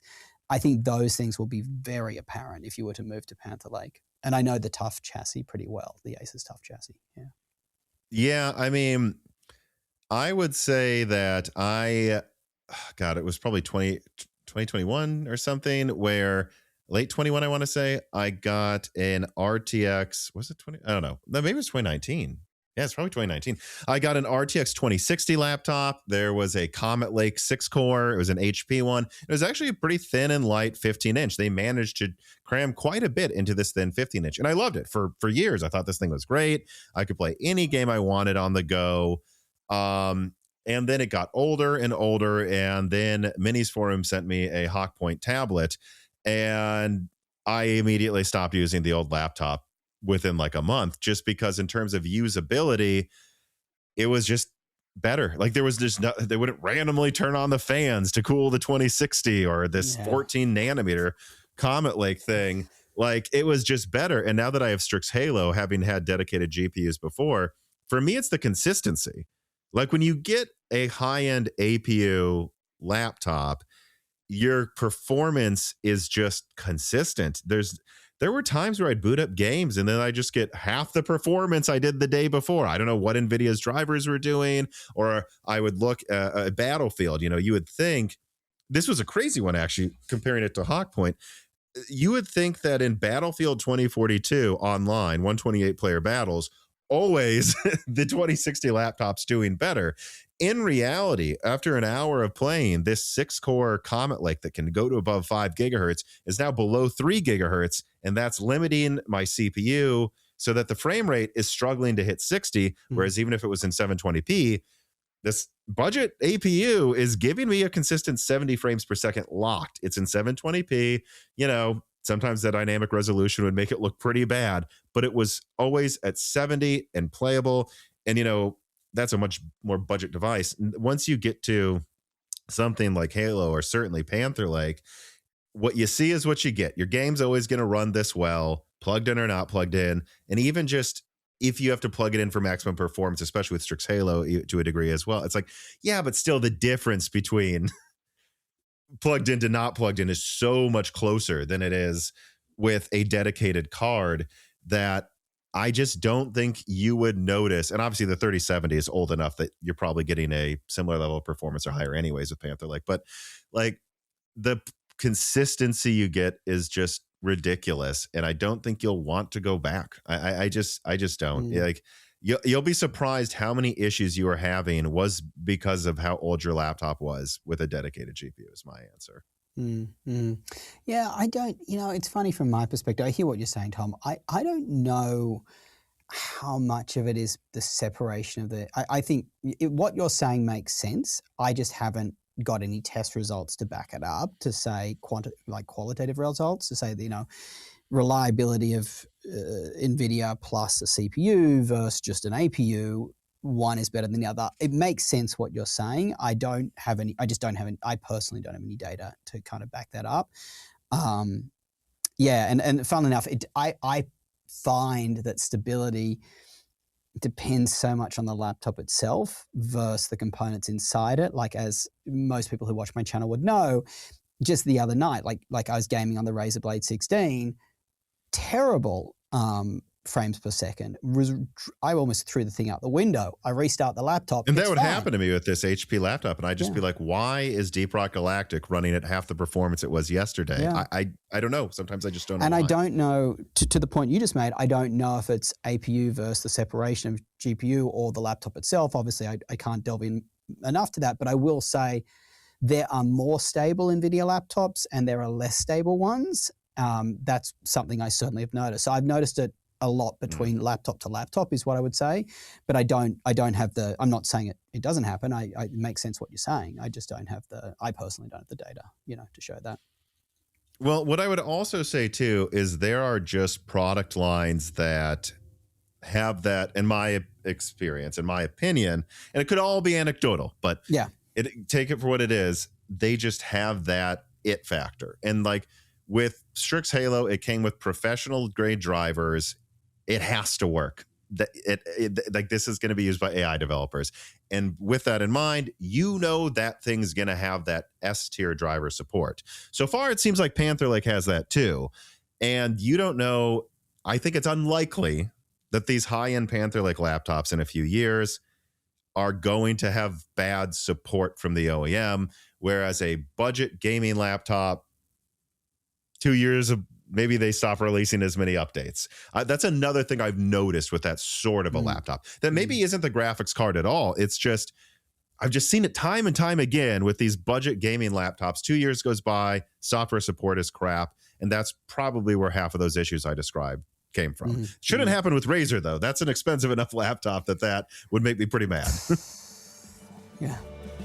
This piece of content is brought to you by Micro Center. February is Build, Upgrade, and Save month at Micro Center. All month long, you can check out great deals on tons of PC parts through the links below. In addition to that, they're opening up a new location in Austin, Texas, where you can get a free 128 gigabyte flash drive to sign up to see the new store when it opens. And then, of course, there's also a link below to the standard Micro Center news, so you're always up to date on the latest tech. And when it comes to the latest tech, AMD's chart-topping 9850X3D has just launched. And look, for the people that say it's impossible to build a PC right now, Micro Center is proving that's a myth. Is right now, you can get, if you want to go for a budget build, a 7600X, an Asus B650 Extreme board, and 16 gigabytes of RAM for less than $350 total. No, it's not 128 gigabytes, but you are getting all of this package for almost just the price of the processor. And then, of course, if you want a high-end system, there is a bundle with a 9850X3D that comes with an Asus X870P Prime AM5 motherboard and 32 gigabytes of RAM for $700. Again, this is a $500 CPU, and then you get 32 gigs of RAM basically for $100 and the motherboard for $100. Some might even argue in recent RAM prices, you're getting the motherboard for free and still a discount on the RAM. So again, you can build right now if you find the right deals, and the right deals are at Micro Center. So support Moore's Law is Dead by checking them out through the links below today.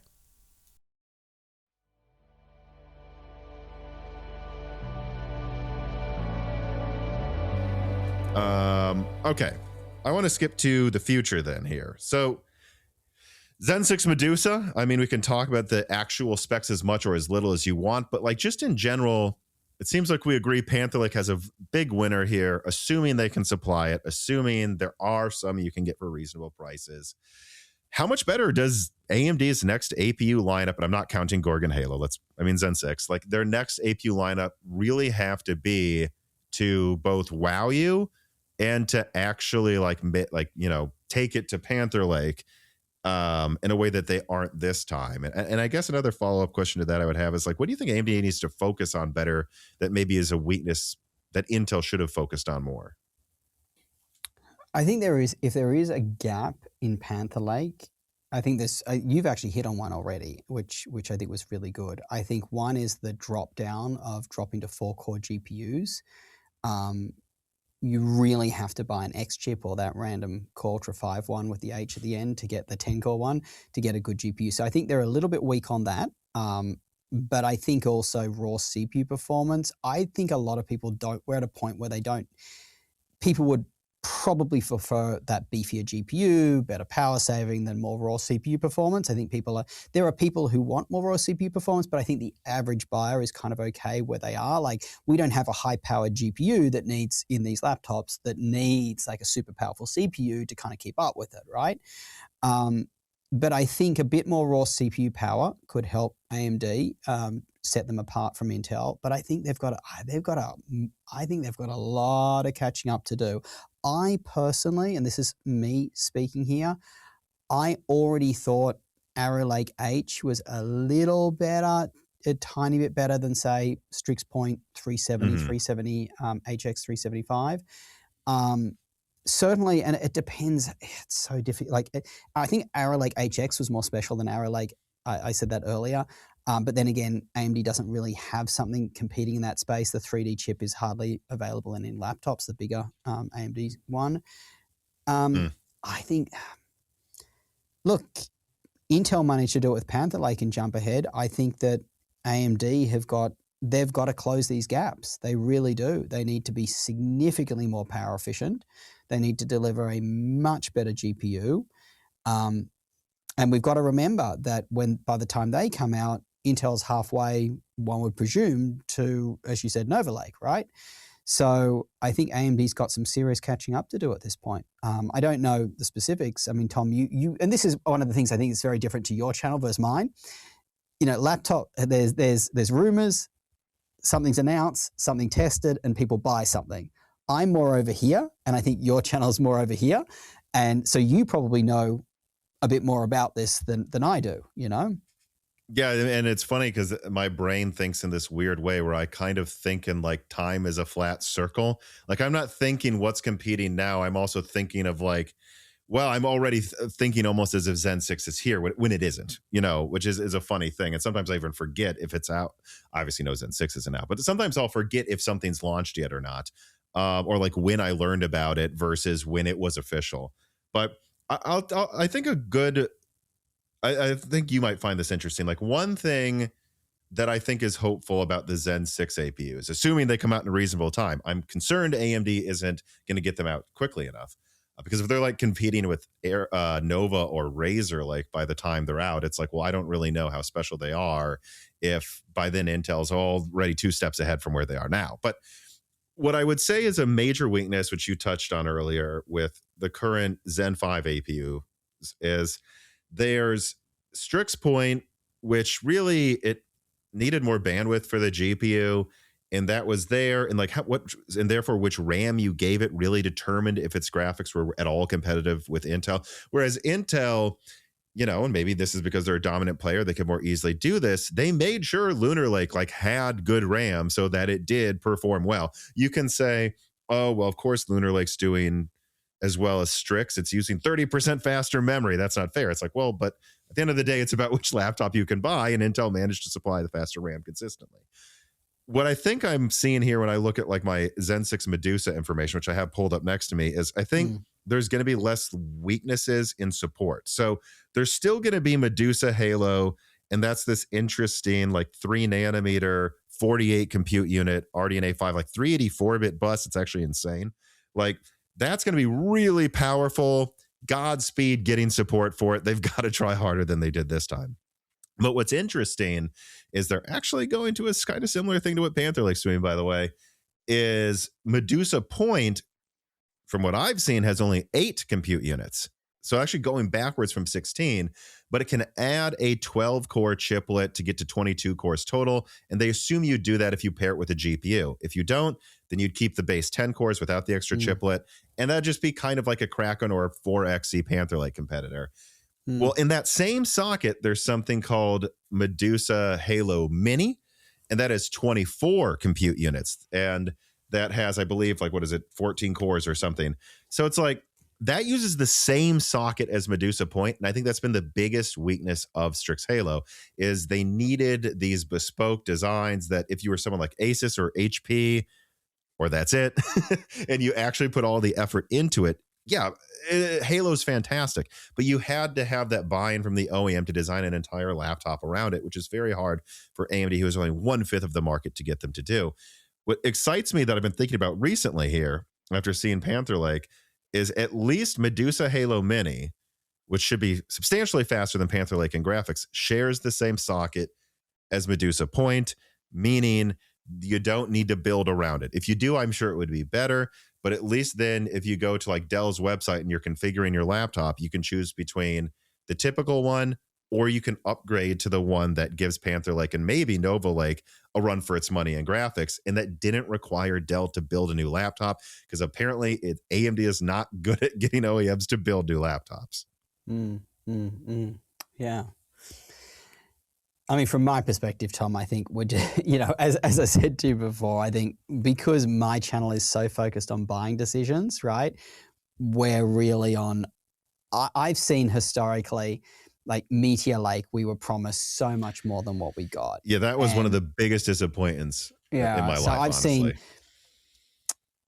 I've seen a lot of hype and a lot of flop, and I don't know, with Medusa, like I just...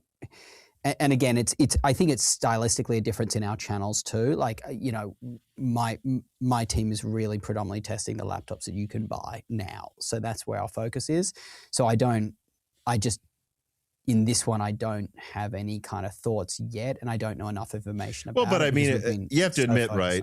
Yeah. And maybe your answer is just yes, right? Your answer is just yes, that sounds great. But like, at least, wouldn't you agree this has been a major weakness for AMD, that they have like these different product lines and one of them doesn't get any support? At least this time, it seems like they share the same laptop chassis. So there's less of an excuse, right? Like, yeah. I think that at least eliminates one of their weaknesses. I mean, obviously it helps. Obviously it helps. I think that I wonder, and this is back to kind of where our conversation started, in terms of corporate dealings, like Sure. how much of this is Intel locking in manufacturers with certain laptops that could only be used their processors regardless, right? Because we just Right. came off Maybe the it back wasn't of, AMD's fault. Maybe Intel exactly, just like pushed. you would remember probably even a year or two ago, we all wanted AMD CPUs in gaming laptops. We were crying out for them, but we just couldn't get them, and there were so few that had them. And you know, well, I'm not in the corporate dealings, but one would question how much of that was Intel just locking up certain models at certain manufacturers that just weren't allowed to Right. have AMD hardware. And that could also be at play here. And I would just hope that AMD gets in front of that with Medusa, if that is indeed the case, you know? Yeah, I'm not sure, and I don't know if there is any way I could know like what AMD could do to help with that. The only thing that would come to mind is hopefully something that's, that would make us be more hopeful than otherwise is much like with like RDNA 2 and Zen 2. RDNA 5 is going to go in everything. It's going to be in the next Xbox, the next PlayStation handheld, which this must be an efficient architecture if Sony helped them develop it for a handheld, right? So I'd say that there's all of this buy-in to where we would hope that gives them more leverage than before. But ultimately, yeah, that's a very good question. Like, how much of this wasn't anything having to do with how hard AMD was lobbying? How much of it was just like Intel realized they're like this close to losing the market, and they're like, hey, we will give you Lunar Lake half off if you don't support Strix Halo, Dell. They've done that before. I guess that is plausible that could have been what happened. But I don't know. I kind of want to ask questions about as I get, when I speak more to manufacturers, it's certainly something that's on my mind, but I don't have an answer for it. But yeah, it is a hypothesis. Let's say that much. Yeah. Let me see here. Compressed AI Blocks writes in, if Zen 6 can achieve Panther Lake or Apple M5 like efficiency, do you think that the battery life selling point is effectively dead if people can get 16 hours of actual usage out of them? I wonder how much you think that might be true as well, because I found ever since I started testing more recent laptops, which by the way, to that previous person that wrote in no news, let me also say that there's kind of a difference between laptops in the past like 3 years, 4 years, maybe 3, and laptops in the before times. And that in the before times, y'all had these barrel chargers, and it really did matter how long your battery life is. Whereas now I can plug my 14-inch laptop into a $15 power bank and top it off 30%. I think there's an argument that eventually, as long as you can last 12 hours, I don't know how much people care about that long battery life when any USB-C can charge your laptops now, or most of them can. It's a good question. Yeah, I think I was smiling because I think you've hit the nail on the head. Like, I personally, over the last couple of years, have not been as concerned of battery life as a lot of my viewers, because of exactly what you're saying, Tom. Like, with a pretty small GAN 100-watt charger, and we have a video coming out, by the way, on best USB-C chargers, and we went out and bought like tons of them. We have boxes of them. And now that you can buy, like, literally, you can buy a GAN 100-watt charger. I think there was one where we got like 2 for $10 or something. You can leave one at work. You can have one in your backpack. I think it's more, people have made more of an issue out of it than it needs to be, but that's my personal opinion. Look, I still think people care about battery life. Even me saying you probably shouldn't care as much as you do about it, I still think there's a lot of people who do care about it. Maybe they are traveling a lot and they can't rely on an outlet. Maybe they're going to a coffee store that doesn't have an outlet. Maybe there's not enough outlets in their classroom. I don't know. But I certainly see from my comments that even today, people are very, very concerned about battery life. Now, the other thing I would say about battery life is it is highly variable. Like when you just mentioned, I think 15 hours or something, or 12 hours, most people, even today, when you see these YouTubers testing battery life in the real world, they're much lower. If they're doing consistently using the laptop, they're probably 6-7 hours, right? And if they've got like Dropbox syncing in the background, or they're doing anything intensive, it goes down even further for there. So I still think battery life is important. I also think that people's expectations are changing over time. We've always assumed we could never play games on battery on a laptop because of what we discussed earlier, where performance gets throttled through the floor. Panther Lake is really the first where we can, I don't I haven't tested Strix Halo much gaming on battery. It sounds like you have, but certainly Panther Lake is certainly one of the first mainstream ones where people are going to be actually on an airplane gaming without it draining the crap out of it. Yeah, you certainly can, and you certainly can for a couple of hours. And also, this is a big deal. If you have, again, this Alder Lake 3070M laptop, I'm guessing this 8 nanometer GPU pulls over 100 watts. The CPU probably pulls at least 65. You're not plugging that into the little USB-C port on the plane seat. With Strix Halo, even if it's not as efficient as Panther Lake, it's still built around 55 watts in my laptop. You can plug that into the wall and it fits 60 watts out. To a degree, you can game fine. The ability, again, the difference between a laptop that needs to pull 150 watts and one that needs to pull 80 watts or 60 watts to game is so different. It's not like 40 to 60 watts. It is. Yeah. And now you've got Panther Lake that can game at 35 watts, right? And that's the CPU. You got to add in the rest of the laptop, but you could probably game total laptop at 50 watts. You've got a 100 watt hour battery. You're getting 2 hours of battery, and this is actual real proper gaming. Yes. But I think back on the battery life comment, I think 2 things. One, there are always people with situations who just want more battery life for various use cases. I was in Australia traveling and I could not rely on an outlet where I was going, and yeah, it was great. And then, as I said, I think people's expectations are going to step up, particularly with Panther Lake, and people are now going to be like, well, why can I only game for an hour and a half on Panther Lake at full gaming? I want to game for a full plane trip. And yes, to your point, there is USB-C chargers on planes, or at least power outlets on planes, but maybe it's not working. Maybe half the time they don't work. Yeah, I'll admit it. Yeah, there's a lot of reasons. So I don't think we've seen the end of battery life being important for buyers, is what I would say at this point. Sure. Yeah. Carbon Cry writes in, does efficiency of Medusa products even matter if AMD does not continues to not enforce real Windows power plans? The X Elite was the first that had real power saving plans. Lunar and Panther Lake are coming out with similar optimized battery profiles, yet AMD seems to be ignoring this, and they are content with fake power saving modes that barely save power. I don't want to speak about Medusa, as I said, because I just don't have enough information. We have seen a lot of naughtiness in power plans, I must say. We've seen, particularly HP comes to mind, where you unplug them, battery life looks amazing. And a viewer wrote about this, about the HP Omen Transcend 14, which is their 14-inch gaming laptop, which got really good battery life results. And when you look at the actual performance when on battery, it is throttled to the floor. It's destroyed. So I don't know, apologies to the viewer, I don't have a specific answer for the viewer's question because it was a very detailed and specific question. But I think it depends laptop to laptop, and we're trying to get on top of this. I'll just tell the guys here the way we test laptops here. We actually do some testing on them unplugged first before we run battery tests. And if the performance is so throttled on the lower performance modes, we actually bump up a performance mode when doing our battery tests, because it's throttled so much that it's unusable. What would you do in real life? Yeah. Exactly. So apologies to the viewer. Don't have a specific answer to that question, but hopefully that gave you a bit of color. Yeah, I don't really have an answer to it either that's as specific as, like you said, his question was. What I can say is that in my current laptop, which granted cost over $2,000, was very nice, I've had not a single issue.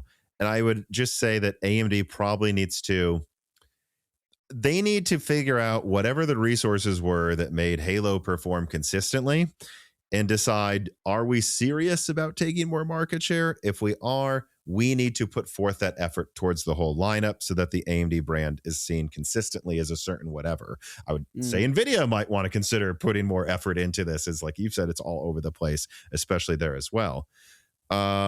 Nicholas Terrar writes in and said, did Intel prove that x86 can be as efficient as ARM? That's a really good question. Yeah, I mean, quite frankly, we have Panther Lake competing with M5. I'm saying M5, not M. When we talk about efficiency, cores matter. most people would know the higher you boost gigahertz on an individual core, you get diminishing marginal returns in general, right? So more cores tends to make you more efficient. I don't know if, Tom, you found that, but that's something we kind of see.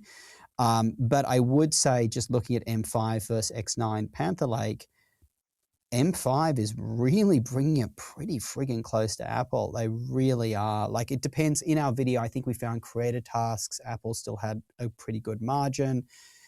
Gaming, obviously, it's a crushing win for Intel. It was so funny, like, because Apple made such a big thing of their new processors in the last couple of years, gaming. And Cyberpunk's going to be native. Great. A game from many, many years ago, finally making it to Apple natively. It doesn't run really well. Intel crushed Cyberpunk versus Apple. And just as well, when we compare Apple to Intel, just one thing for viewers to know, not a lot of software runs on both, right? So there's only certain things that we can run where we can get a clear test, and we've got to be very careful, right? We don't want Apple running Vulkan rather than Metal, right? We've got to give Apple a fair shot. So we're very restricted to what we can run. That being said, I think, Panther Lake really is bringing it. It's bringing it very close to Apple. What I would say Apple has the advantage is Apple scales much further past Panther Lake. So if Panther Lake brings you very close to M5, but there's no Panther Lake that brings you close to, say, M4 Pro or M5 Pro. There's no Panther Lake that brings you close to M4 Max or M5 Max. And so, yes, you can get that kind of Arrow Lake HX can give you a lot more performance, but its efficiency is nothing compared to Apple's or Panther Lakes, right? So there's no equivalent of Panther Lake at that extreme performance levels that Apple still wins there. So I think it depends at which tier of performance, but certainly, they're proving x86 can do really, really that thing about by default, it's ARM, it should have better battery life or whatever, or more efficiency than x86, doesn't seem to be necessarily holding true, does it? I never thought it would either. And some of this is colored probably by how many AMD and Intel people I talk to behind the scenes, and surprise, they're probably a bit biased towards x86, but they've always told me it's 95%, it's no longer ARM versus x86, that these cores are so complex that this argument really is kind of an outdated one. And the most I've been told is, I think was it an Intel, or is it, I think maybe an AMD person told me that it's below 10 watts where ARM kind of does have an advantage, but it's slight. And that means in phones, ARM is going to continue to dominate for a reason. They are often running at 3 watts. And if you can get even a 20% boost from that, that's a longer battery life that people will notice. But once you get to laptops, honestly, almost once you get to handhelds, well, I'll say, actually, I know Sony's going with an x86 APU for a handheld. So clearly they think it's good enough for that. I don't think it makes a difference. And I think too much of this ARM is more efficient nonsense was because Intel was in their least efficient in their company's history when ARM took off. And that's where the perception came from, in my opinion. I'm just going to have a quick look at just to get as I said, I've got a whole bunch of graphs with me. I mean, from what I'm seeing, M5 is a teensy bit better than Panther Lake in efficiency. And let me just check that I'm looking at the right ones. Yeah, it is a little bit more efficient, but I think it kind of matches up with what you're saying. You can't just say, it's ARM, it's more efficient. You just can't.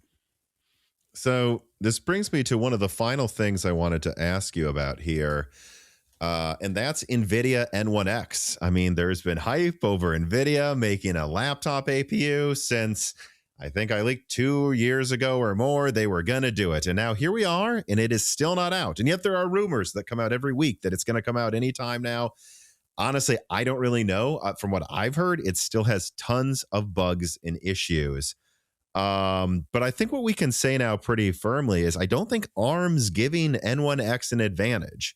I don't think it gave Qualcomm an advantage. Lucas writes in and says, "Hi, Josh and Tom. What chances do you see for NVIDIA's N1X entering consumer devices at this point? With Intel and AMD both offering compelling APUs, I feel like their moment has come and gone. Will they give it another shot with this hypothetical N2X we've heard about? Can they finally sort out their laptop drivers? Or is all of this just beneath them and how much money they're making in AI?" Yeah, I think he's hit. I was thinking about the last sentence that was just said the Mhm. entire time you were reading out that comment. My 2 cents, given the pivot away from the RTX Super, that everybody expected to be launched at CES up until the very last minute. It wouldn't surprise me if Nvidia's going N1X is a rounding error and get me out and let's just focus on AI. I hate to say it.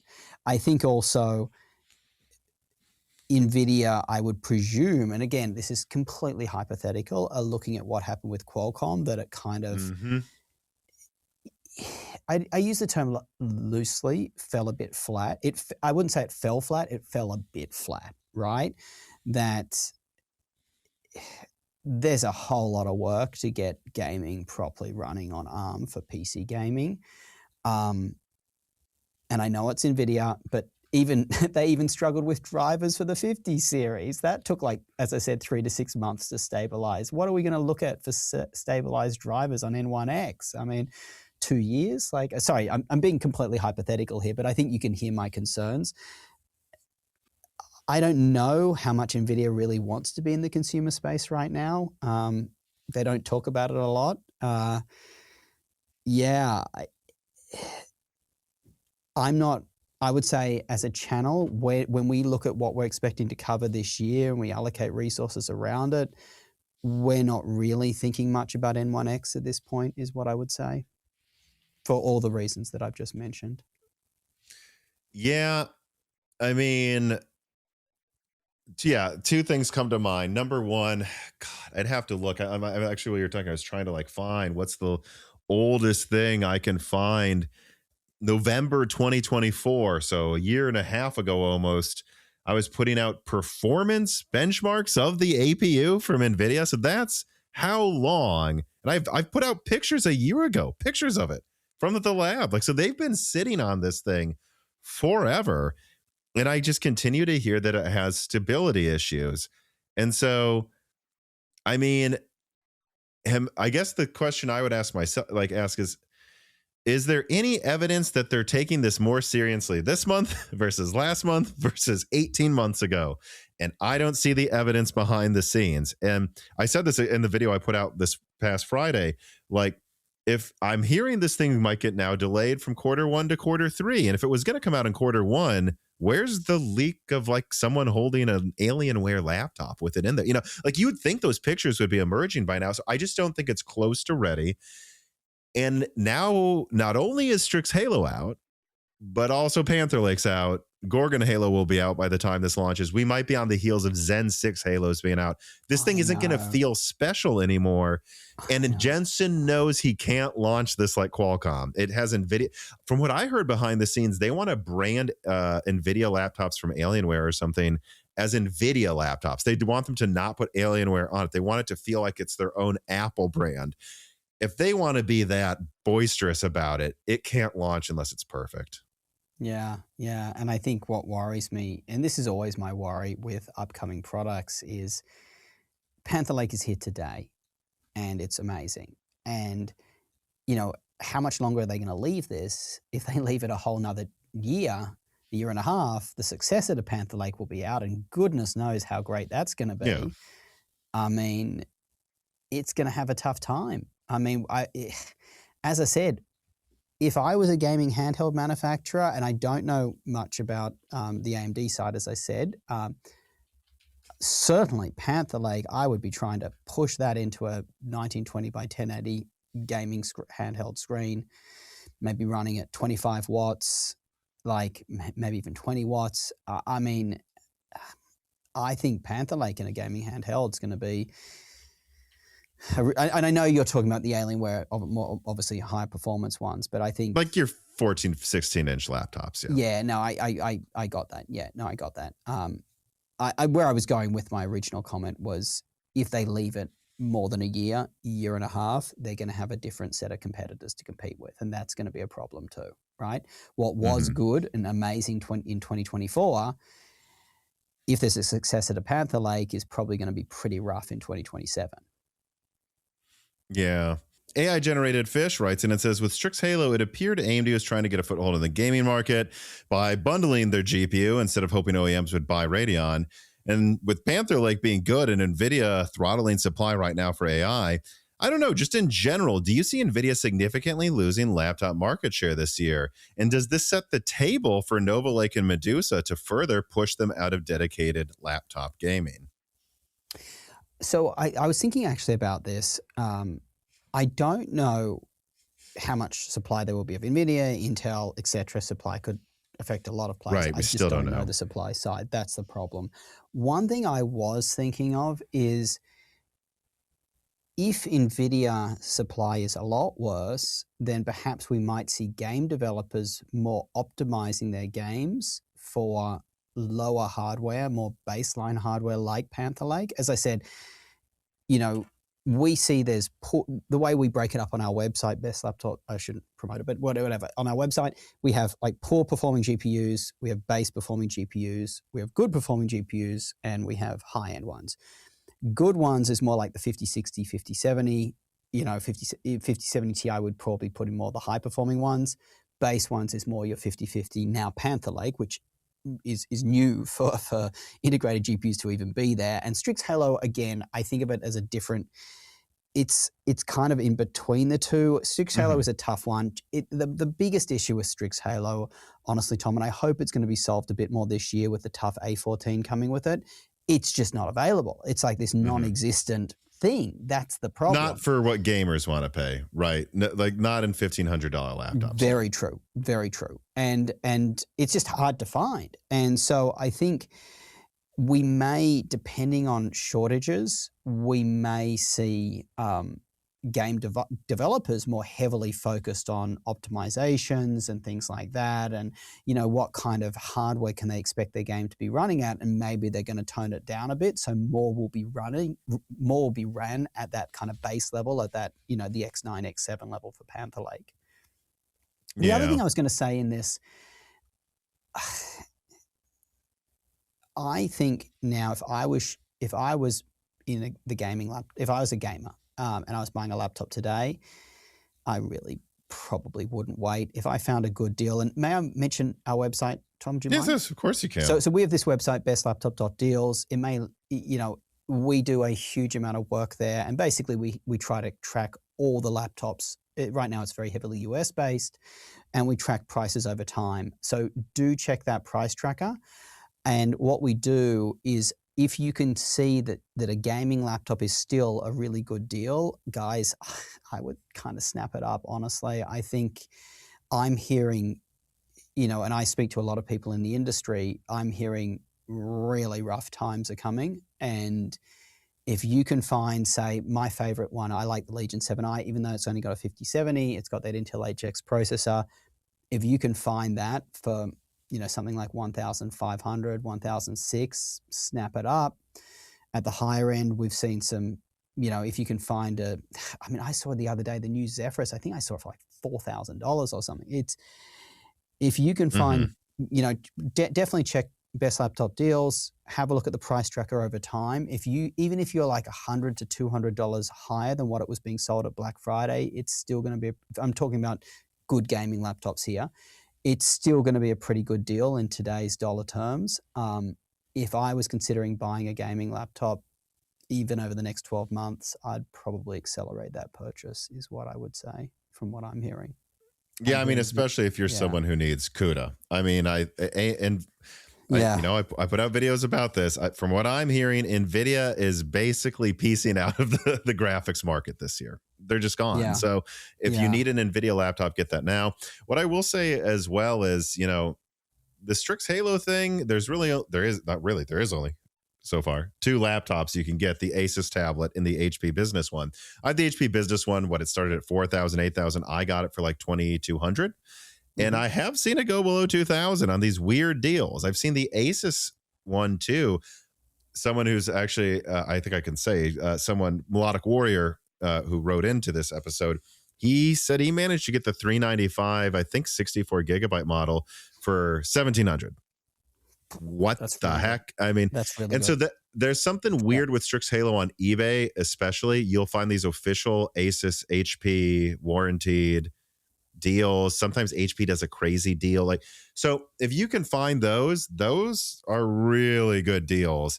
Outside of that, I mean, from what I hear, there's going to be a ton. A14, Tom, the Tough A14 is a great 14-inch gaming laptop. It should be coming to the US with Strix Halo this year. I don't know which Strix Halo, so I'm very concerned. But I'd worry, though, right, that the price is going to be higher than all the deals I just mentioned because it's launching later. Yeah. But yeah, I hear Lunar Lake is going to be in pretty ample supply with a couple OEMs. But that's the thing. You mean Panther Lake? No, I mean Lunar Lake. What I was told, at least from one OEM, is that they saw the RAM apocalypse coming, and then they saw Lunar Lake was here with RAM built into the die, and they just bought it all up. And they were like, this is, the person described it, it was funny, as their strategic reserve for 2026. So I think you'll see some things like that. But if you're picky, I would buy now, because what you're going to be left with is OEMs bought up probably extra Raptor Lake and like Kraken and Lunar Lake and all of these things they just saved up for this shortage. And that's all you're going to get for a reasonable price. If you're lucky, those prices will still probably go up. If you see anything that's perfect and you would pay for it and you want it in the next 12 months, get it now. Yeah, right. I like these Nvidia laptops you're talking about, we have no idea what those will cost in months. Yep. That's right. I think there are some great gaming laptops that came out last year, and particularly if you want a higher tier gaming than Panther Lake is what I'm talking about here. Yeah, I definitely would. I think there's too many good gaming laptops. The Legion 5i, the Legion 7i. There's so many good ones around. Obviously, Zephyrus G16 is a great one. Yeah, like if you can find a good price, jump on it. I think at this point it's going to get rough. There was one other thing I wanted to say on this that's about the pricing that worries me. I can't remember off the top of my head though. Something that worries you about what might happen with laptop pricing?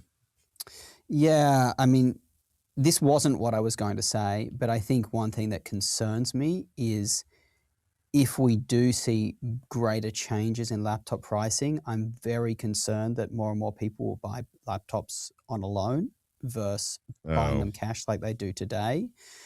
And I know there are these, buy now, pay later schemes and stuff like that. Getting a loan on a heavily depreciable asset like a laptop is very dangerous. You could be stuck in a negative equity situation. I really hope people don't do this. I also think, if you're concerned about laptop prices, look secondhand, stuff like that. I would definitely avoid trying to buy one off the loan. I want to remember that other point I was going to mention to you as well. If it comes back to me, I'll let you know.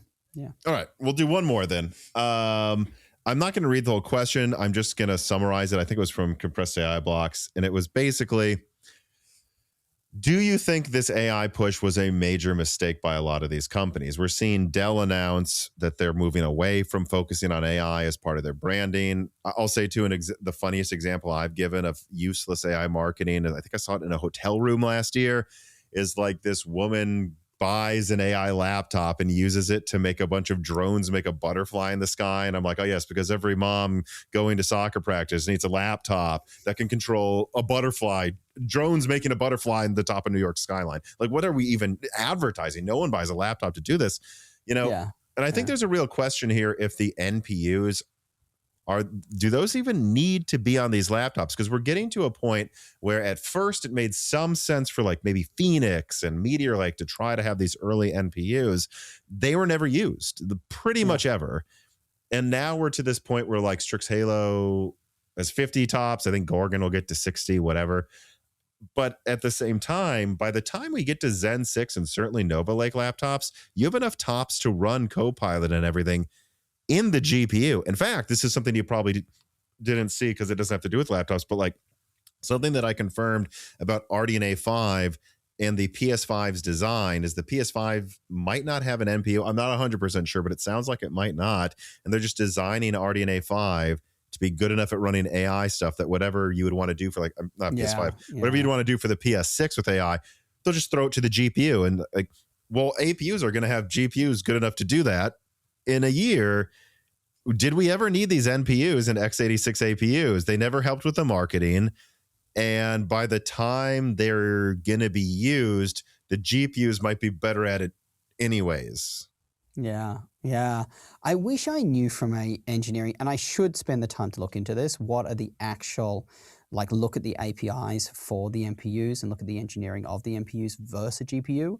I will say this though, manufacturers are absolutely moving away from the NPU itself. They're now talking about numbers in terms of total tops of the laptop, they're no longer just quoting for the point you're making that a lot of stuff is either just running off the GPU or is running both off the GPU and the NPU, right? And therefore they're quoting total tops. I think overall, AI has a bad taste in laptop buyers right now, for sure. I think people felt misled and tricked by the Copilot Plus push. I think, and I'm going to kind of divide up let's say the enthusiast, educated laptop buyers versus the general public. I think they feel very, very misled. They didn't deliver. And we have an AI video that Sierra did, I think it was a year ago, where literally, Tom, we went and tried all these different stuff on different applications on AMD, Intel, and Qualcomm and saw if the NPU was even being utilized. And I think it was really infrequent that it was even being utilized, even for very simple AI tasks. Sometimes it wasn't utilized at all. Sometimes the GPU was being utilized. And I think are we going to get to a world where there's AI on the edge? Yes. But we are quite far off that from being genuinely useful for most AI. Most AI things that people are using AI for, the average person, are kind of querying the internet. Mm-hmm. Your local laptop does not have enough data to store what would be needed or even run that, right? It's very more, as I gave you more that bespoke case of hey, our video editors want to do some AI tasks off some of our footage, but we don't want to upload it to the cloud. That would take too long. I think that AI, people are realizing, especially laptop manufacturers, that as a whole, it doesn't sell. It's kind of an annoying, when you just lost your job because of AI, do you want to buy a laptop that's called AI? Yep. Probably not. And I think people, it's left a bad taste in their mouth. But I do want to leave off with one anecdote on this topic. Unfortunately, spending a huge amount of marketing dollars does convince some people. I was at Best Buy, as I said, and I did hear one buyer come in and say that he wanted an AI laptop because he wanted to make sure his laptop was prepared for AI. So it's always what they say too. It's future-proofed, Yeah, the marketing push, it beats out the YouTuber push. It does, unfortunately. Hopefully more people watch the channels that actually test this stuff and know about this stuff. But I think in general, AI is, I think they're kind of backing off it. Hopefully these laptop manufacturers stop calling, and AMD is a big culprit of this, calling things AI. I mean, there was what was it? The Acer V Nitro was called the Acer V Nitro AI with a Ryzen AI processor. It's two AIs? Seriously? Well, I don't know if you noticed with a lot of the people that wrote into this episode, it's become an inside joke on my channel to find a way to put AI in your name. And so half of the people now in the more AI generated, half of the people in the Moore's Laws Discord now, if their name was Michael, they'll put MAICH. That's how they'll spell Michael to try to shoehorn it in. So it's just a giant joke to any enthusiast how often we've seen this stuff. But yeah, I mean, the way I would leave it is, again, in terms of doing AI on the edge, I've heard PS6, a big part of its push is going to be AI, and the handheld doesn't have an NPU from what I've heard. Yeah. What does that tell you about how useful Sony thought it was for actually applicable applications? That means they don't think it's useful, and they would have run the numbers on that. So I think it might be this thing where these NPUs are this vestigial thing that was from 2020 to 2020 to 2030. All these APUs had them, and they didn't really need them when a 7050 laptop has 100 times the tops of an NPU and can run it. I brought that plenty. up at the time. I said, like, what are we talking about here? Like, real AI is running off GPUs. Like, what are we doing here? Yeah, and I've even heard like Zen 7, which is Grimlock, is gonna like put effort into making the CPU cores run AI code really efficiently. So this completely removes the need for an NPU. If you can get, because I don't even know what we're at now in CPU tops, but I think we're like what, the 30s, 40s, somewhere in there. Like we're getting there. Off the top of my head, yeah. But what, Copilot's 50? So with Zen 7, I mean, if the half of the cores can get to 50 tops, why would you even bother with an NPU? The cores themselves are efficient. I don't know why you would bother. So yeah. I think for phones, maybe they'll keep them, but for laptops, I don't think it's looking good for NPUs. And I find it funny and really interesting to hear that you're hearing very similar things. Yeah. Well, on that note, I think a good thing to end on is us dissing AI and then also giving people shopping advice. So I can't think of a better place to leave it than there. Please, you ask, can you? Of course you can. Please plug whatever you want. Tell people where they can find you. Yeah. So if you want to watch any of their content, it's on Just Josh Tech, which is our YouTube channel. We're hopefully improving our testing, and we've got a lot of devices we've got coming out. We're trying to really produce reference level testing that people can really, potentially use in other videos. And, so that's where you'll find us. If you want to see our website, which really tries to demystify laptop shopping, you'll find that at bestlaptop.deals. Over there, we kind of fuse together our intelligence about, the laptops we've tested and which ones are good and bad to really highlight to you guys like, hey, these are the top laptops for this type of buyer. And you can even combine like use cases together. I'm a student and I'm a gamer. It'll very quickly, whittle down 300 laptops into, hey, here are the 4 or 5 you should buy. As I said, we track prices right across retailers, so it can show you, are you actually getting a good deal or not? So yeah, go check that out. But Tom, thank you very much for having me. Thank you to the viewers for watching us for such a long podcast. It was a really good discussion. I think it's also good for me to hear a little bit from you, Tom, because obviously, you're tracking some of these far out launches where we're really like, and we're not trying to ignore them, but we're very heads down.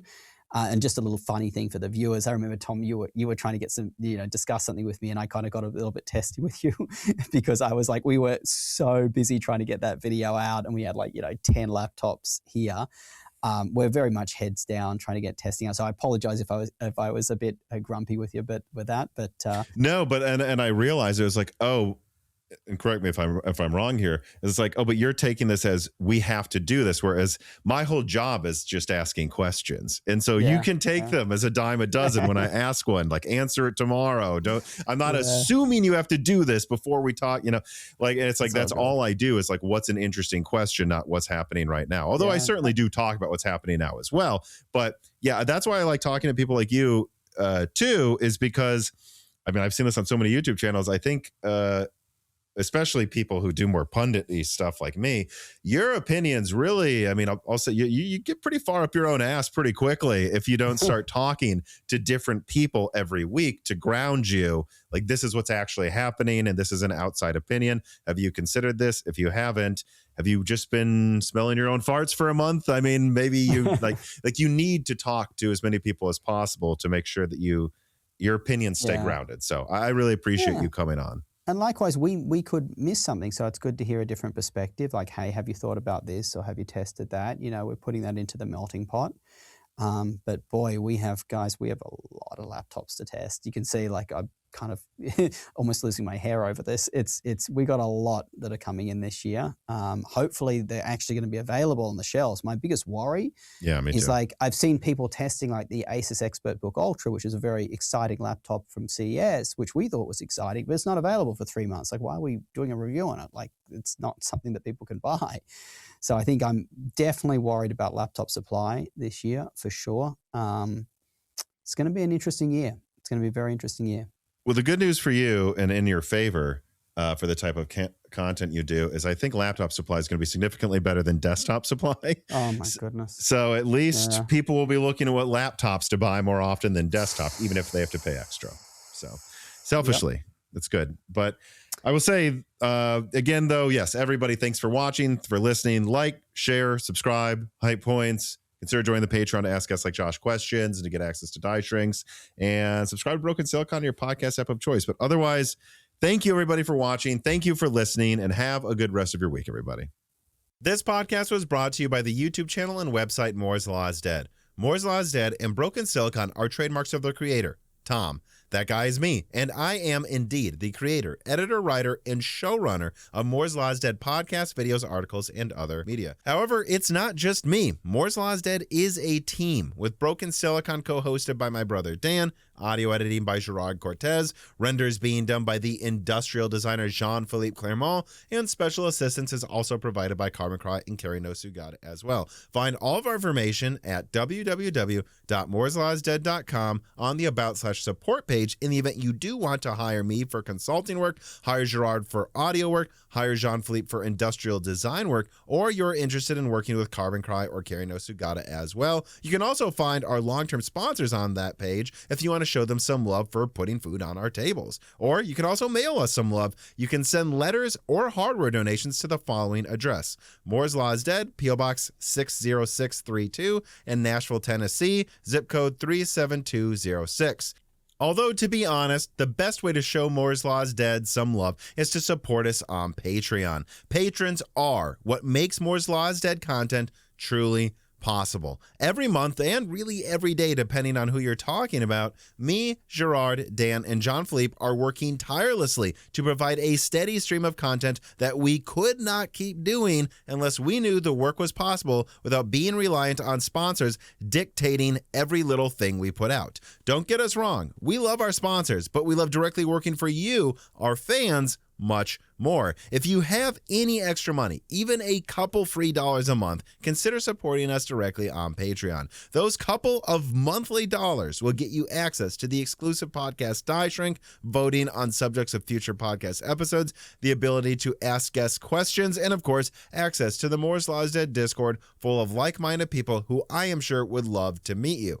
I am one of them. Additionally, higher tiers get access to early, ad-free episodes of Broken Silicon, the ability to ask questions in all Broken Silicon episodes and Loose Ends live streams ahead of the recording, and the entire back catalog of Moore's Law is Dead podcasts, in addition to having thanks in the credits of videos and podcasts depending on the tier, with other perks available as well. And hey, if you cannot afford to support us directly every month, please do share Moore's Law is Dead videos and podcasts with friends and family, and on social media and websites like Reddit, and give Broken Silicon a 5-star review on Apple Podcasts or your preferred podcast app of choice. All of this does really help us so much. But like I said, this podcast would not be possible without the patrons directly providing predictable and reliable support every month. And so now it is time to give a personal thanks to the greatest of the fans. The following supporters are at the 10 gigahertz or higher supported levels: Brad Medlin, Drita Foles, Z Jits, Daniel D, Nicholas Buckner, Deke, Toka, Aaron Close, Jan Rauner, MJB1, Daniel Hyde, GZ Ziggy, SNES Chalmers, Jem Ferreira, Velcom Alev, Jensen Wang, Sarcastro, Compressed AI Blocks, Chris Rich, Evan Dingle,